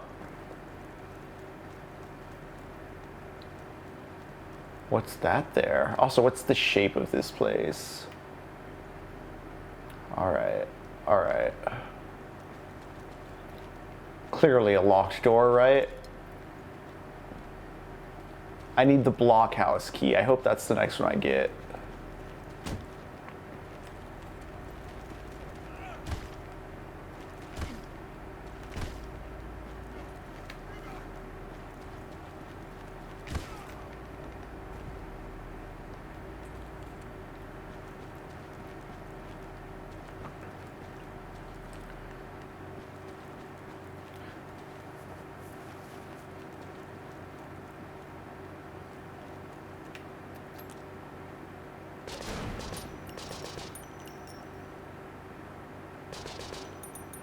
Oh, I guess I could have just ran all the way this way and then shot them as they chased me.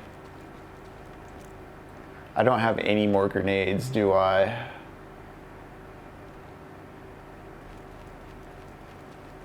To deal with the rats.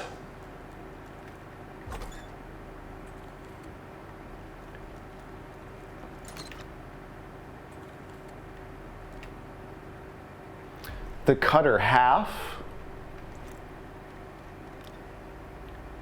Yeah, where is the other half? How do I deal with that? God damn, okay.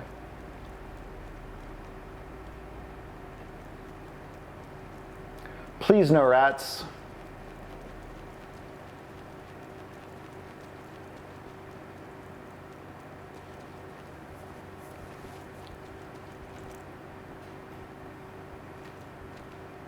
So I wonder where else I go.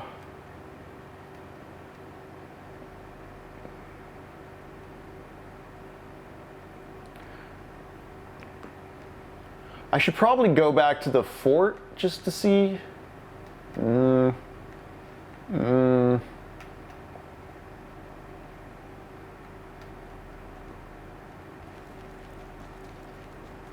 Let's see if something gets triggered on my walk back because I picked up the cutter half. This feels like one of those types of levels.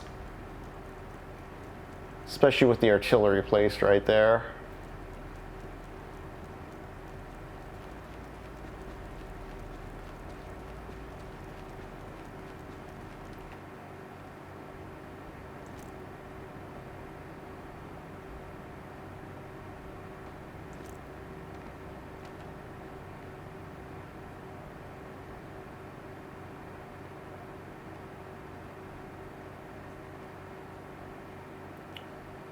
Maybe I should go check wire storage again.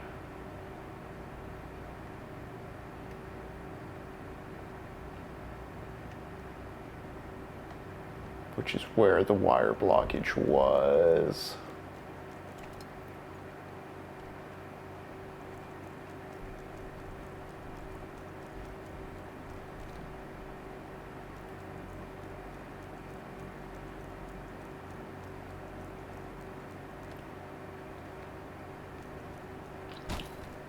Ah, shit, what was that?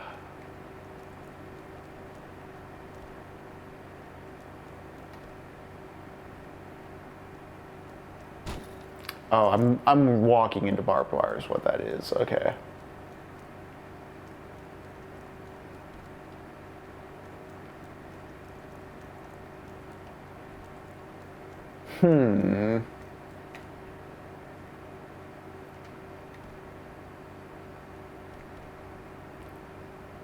Cannot use just the half of a cutter. Damn.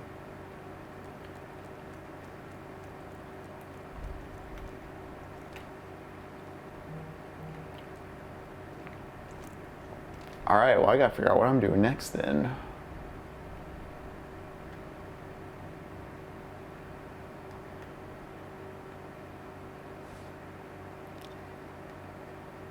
I can remove that pin.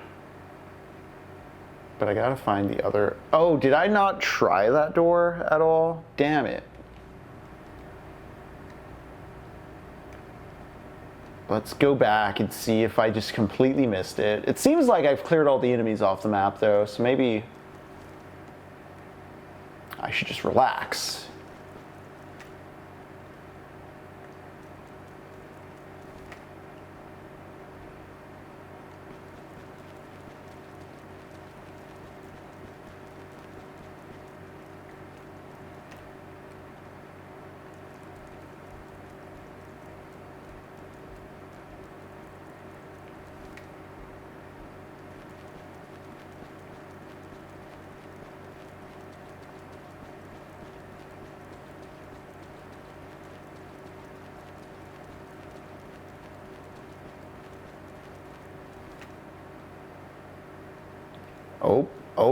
Oh.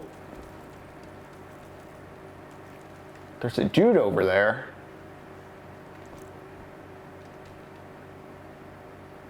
I see. Well, I can get back over there pretty fast from here. Cool. I'm gonna go down the ladder first. Gang, we're gonna go a little late tonight. I feel like I'm in the loop of things.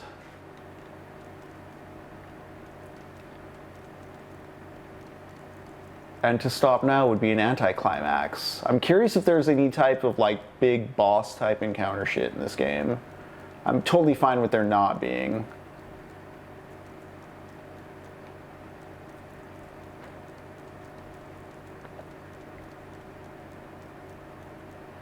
What do we got here?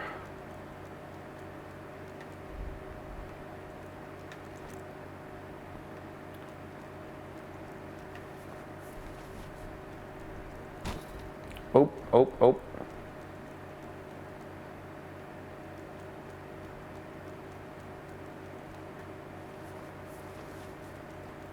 Okay, so that's a big loop.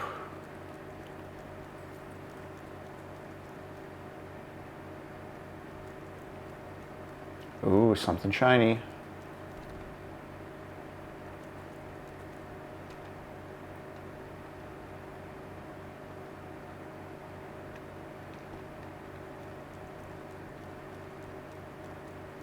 What is this underground temple?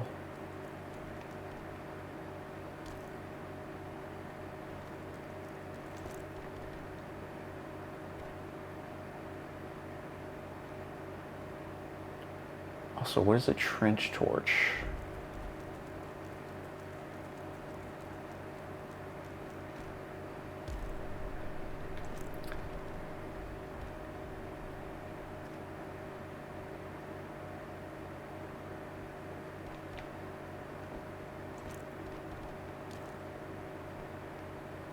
Okay, cool.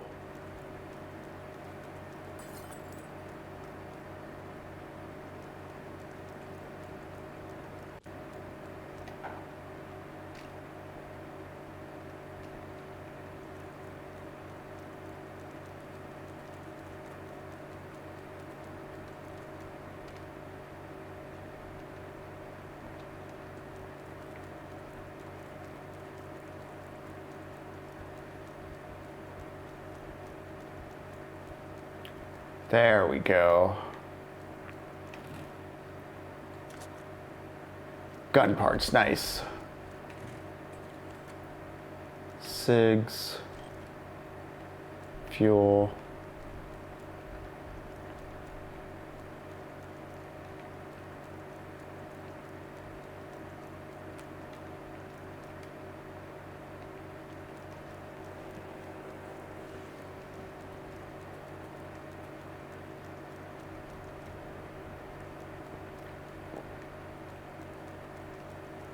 Spooky stuff is afoot, folks.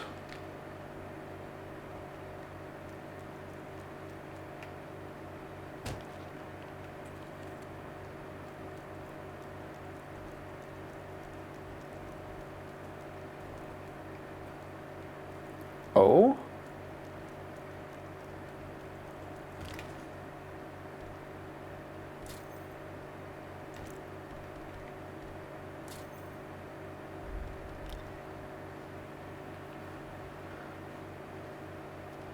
Savage rat bites, eh? Okay.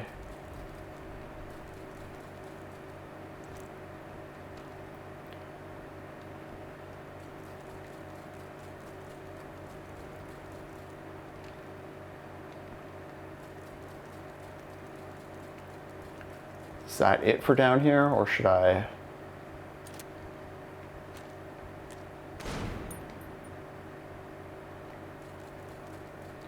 No? Okay.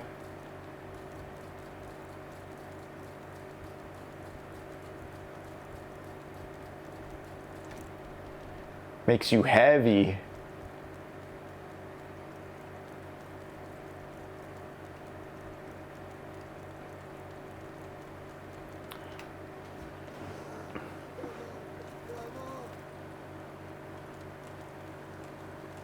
How do I help that guy?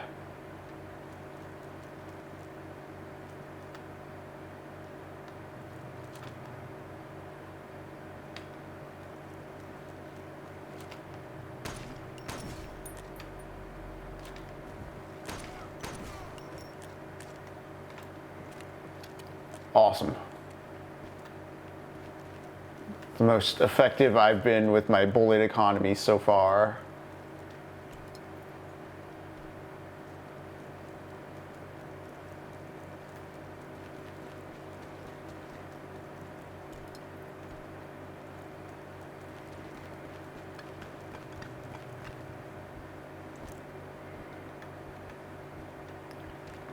I do not look forward to when rats start coming out of everything.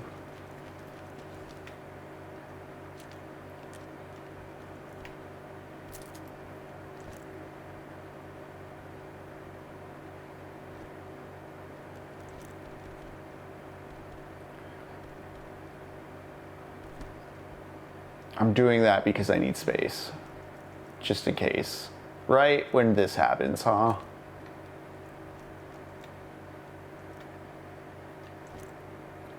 Dumbest decision I've made in the game. I don't think I can shoot these things open, right?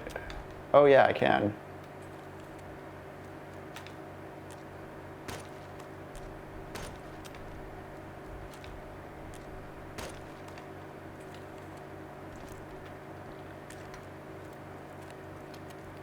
No one saw my bad decision to throw out the shovel right when I probably needed it the most.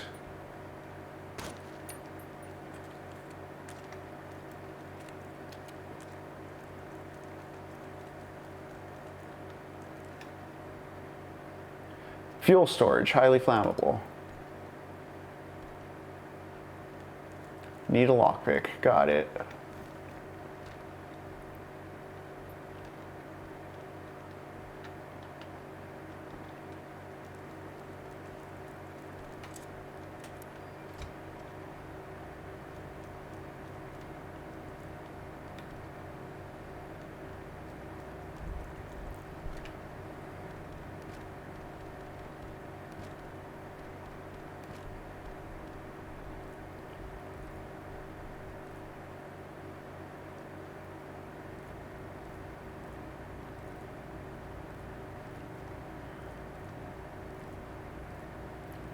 All right, I need the other half of this wire cutter. I don't know where it is.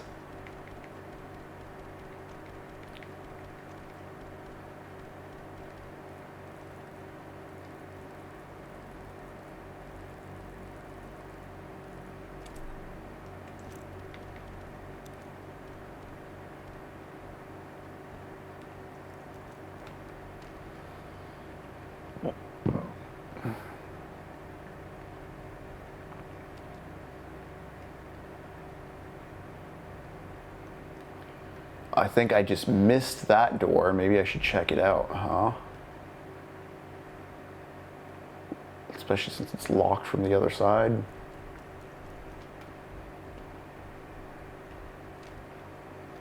Oh yeah, because I have this guy now.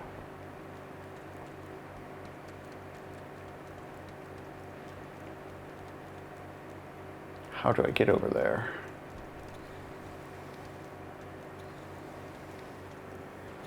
Okay, I just completely missed this area before.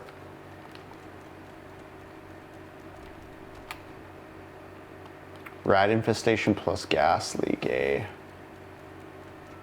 Should I risk not having a gas mask?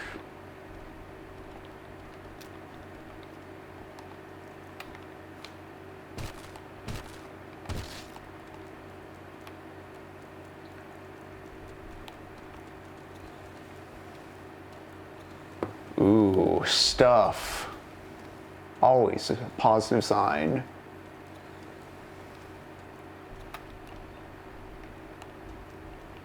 What stuff do we have? The coupe key, eh?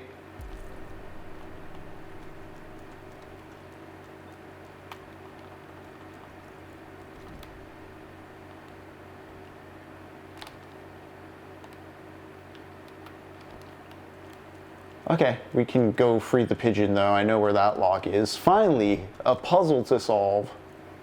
Oh shit.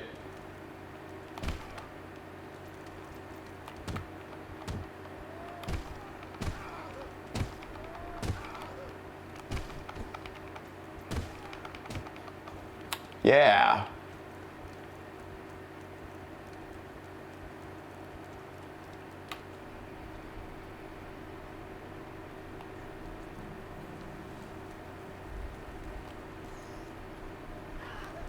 Oh, no, no, no, no. My health's going down, down. Let's not. Let's wait till we find a gas mask for that guy.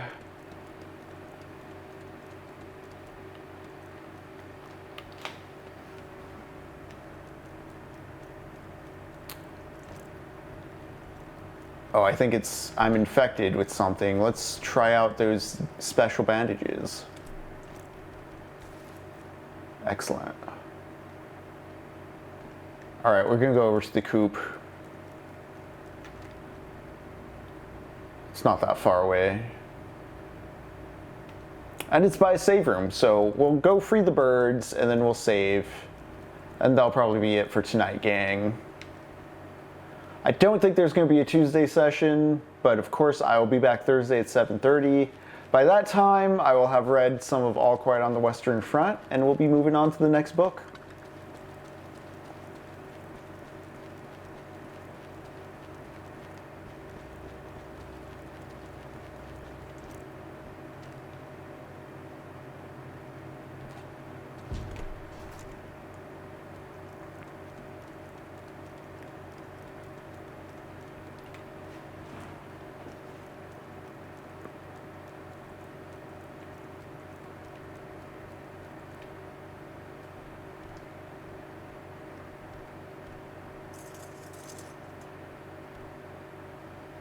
It's dead, God help me.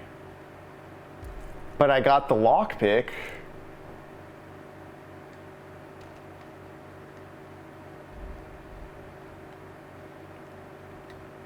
Simple lock. Okay, right back over there. Things are starting to click to the point where I kind of want to keep going. I'm going to keep pushing it a little longer. I just kind of want to see if I get to like a chapter end or a story beat.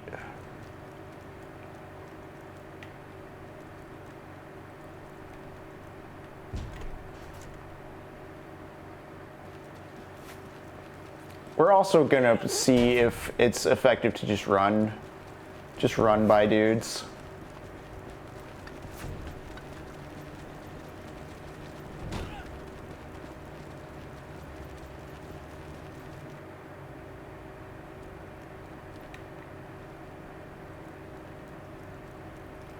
Jury's out on if that was effective or not. I didn't waste ammo, we'll see.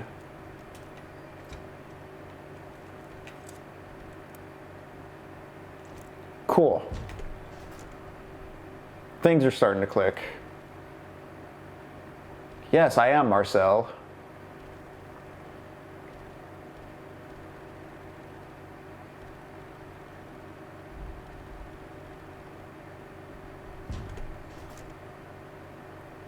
Okay.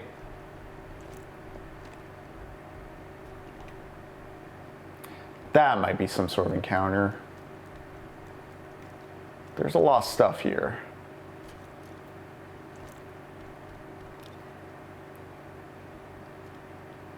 Repair body armor, okay. Yes! I can burn that rope. Oh, it's all getting to me now. The rat problem's gotten out of hand, bastards are getting big.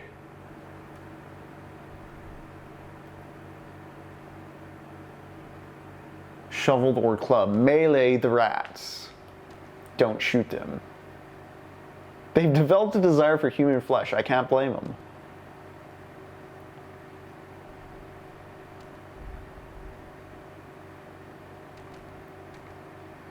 We have to take the rat problem more seriously. Albert was bitten by a sleep 2 nights ago. It's just like the T virus. The rats are carrying it.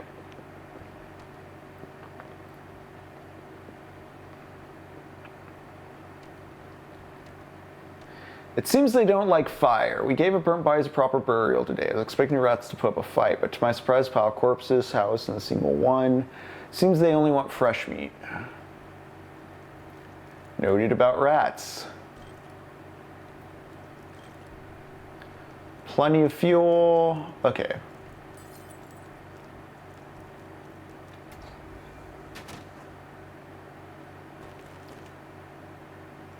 We'll get them second national defense loan.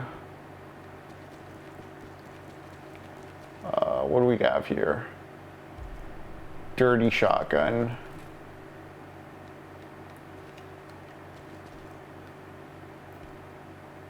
Inventory's full. Door's locked from the other side. More gun parts.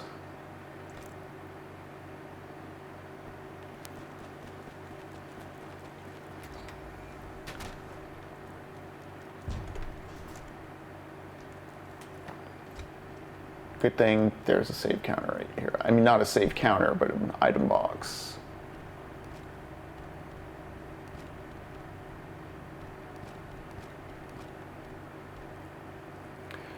Or actually, shotgun, dirty, lighter fluid. Not the repair kit. Lighter, gun cleaning. Okay. Combined with you. We have a clean shotgun. Hell yeah. We have a working lighter. Things are coming up Millhouse. Don't have a rifle yet. Don't want to take it there. I'm not really using the armor yet, so we'll hold on to that.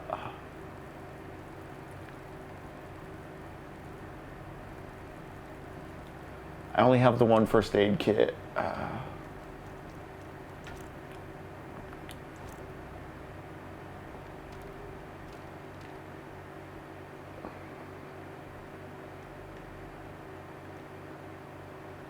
So we have the lighter, we have the means of opening up the rope door, and I'm very tempted by what's behind the rope door. Also, saving. I wish there was a more central save point. There is not. So we're going to run for the rope door.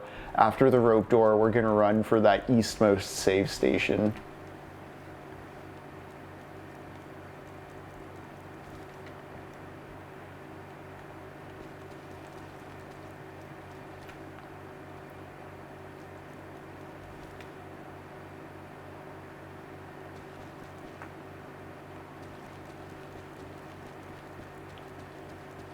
Is it up here or down there?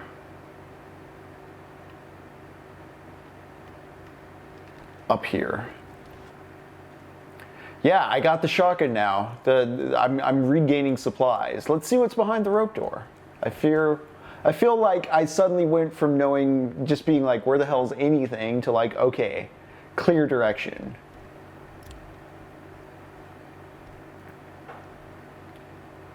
Really activated my neurons.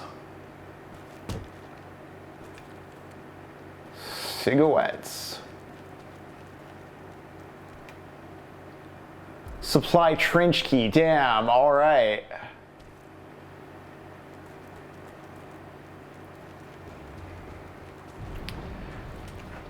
Checkpoint reached. Let's save and call it a wrap for tonight. Once we get to say, oh damn, rat's eating the boy. Rats coming for me. Blockhouse, helmet, blockhouse, blockhouse, blockhouse. Locked from the other side, helmet. Okay, the supply trench looks like it's going to be the next map, if anything. I'm probably going to have to go that way to get the other half of the wire cutters, and then use the wire cutters to get whatever's over here. But my immediate concern is this fucking rat running at me, so I should run for this safe room from where I'm at. Yeah, no, don't touch me. So I got a key that's going to lead to like what might be the next area of the game. Seems like a good stopping point. Looks like more dudes are invading. Oh fuck, oh geez, oh boy. Let's do some inventory management. Will I need the lighter again, I wonder?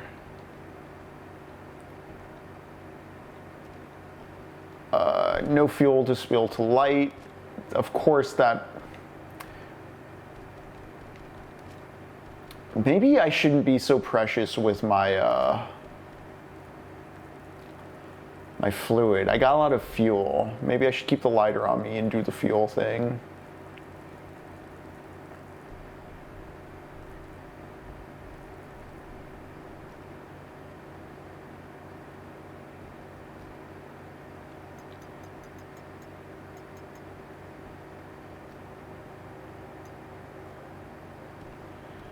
Okay.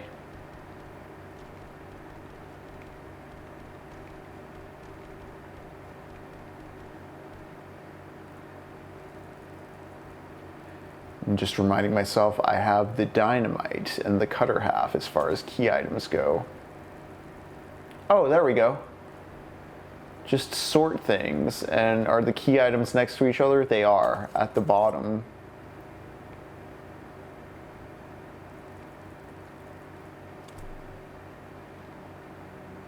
All right, let's save. Oh, before I save, actually.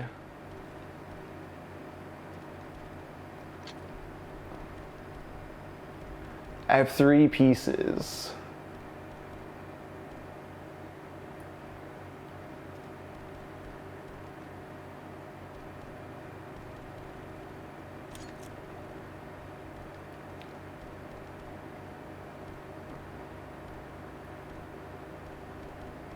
Okay.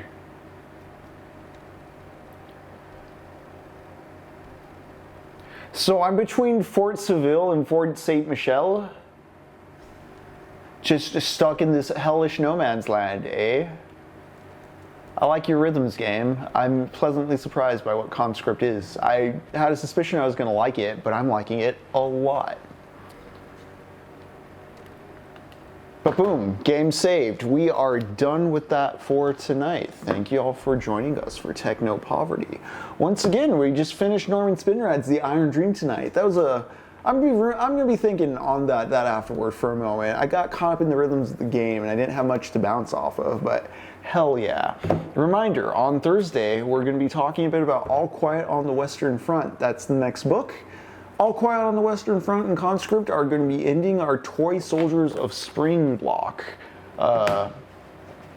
Summertime is coming. I'll have more on that as summertime approaches, but just a heads up. In addition to aiming for games past 2022, 2023 onwards, the books are going to be from all over the place. Those are short books under 200 pages. Some of them is published in 2025, some of them published in 1860. You'll see what I mean by that. I shared an image on the Technopoverty socials as far as like what you can see preview-wise coming up for the summer. Movies. I'm thinking the movies are also going to be played pretty loose. I'm thinking for this summer series, each Sunday, I'm going to screen a movie that both I haven't seen and that came out after the year 2020, just to continue on with my my sort of thesis on needing to not have nostalgia and kind of like participating in new things to mitigate your sense that like everything now is horrible.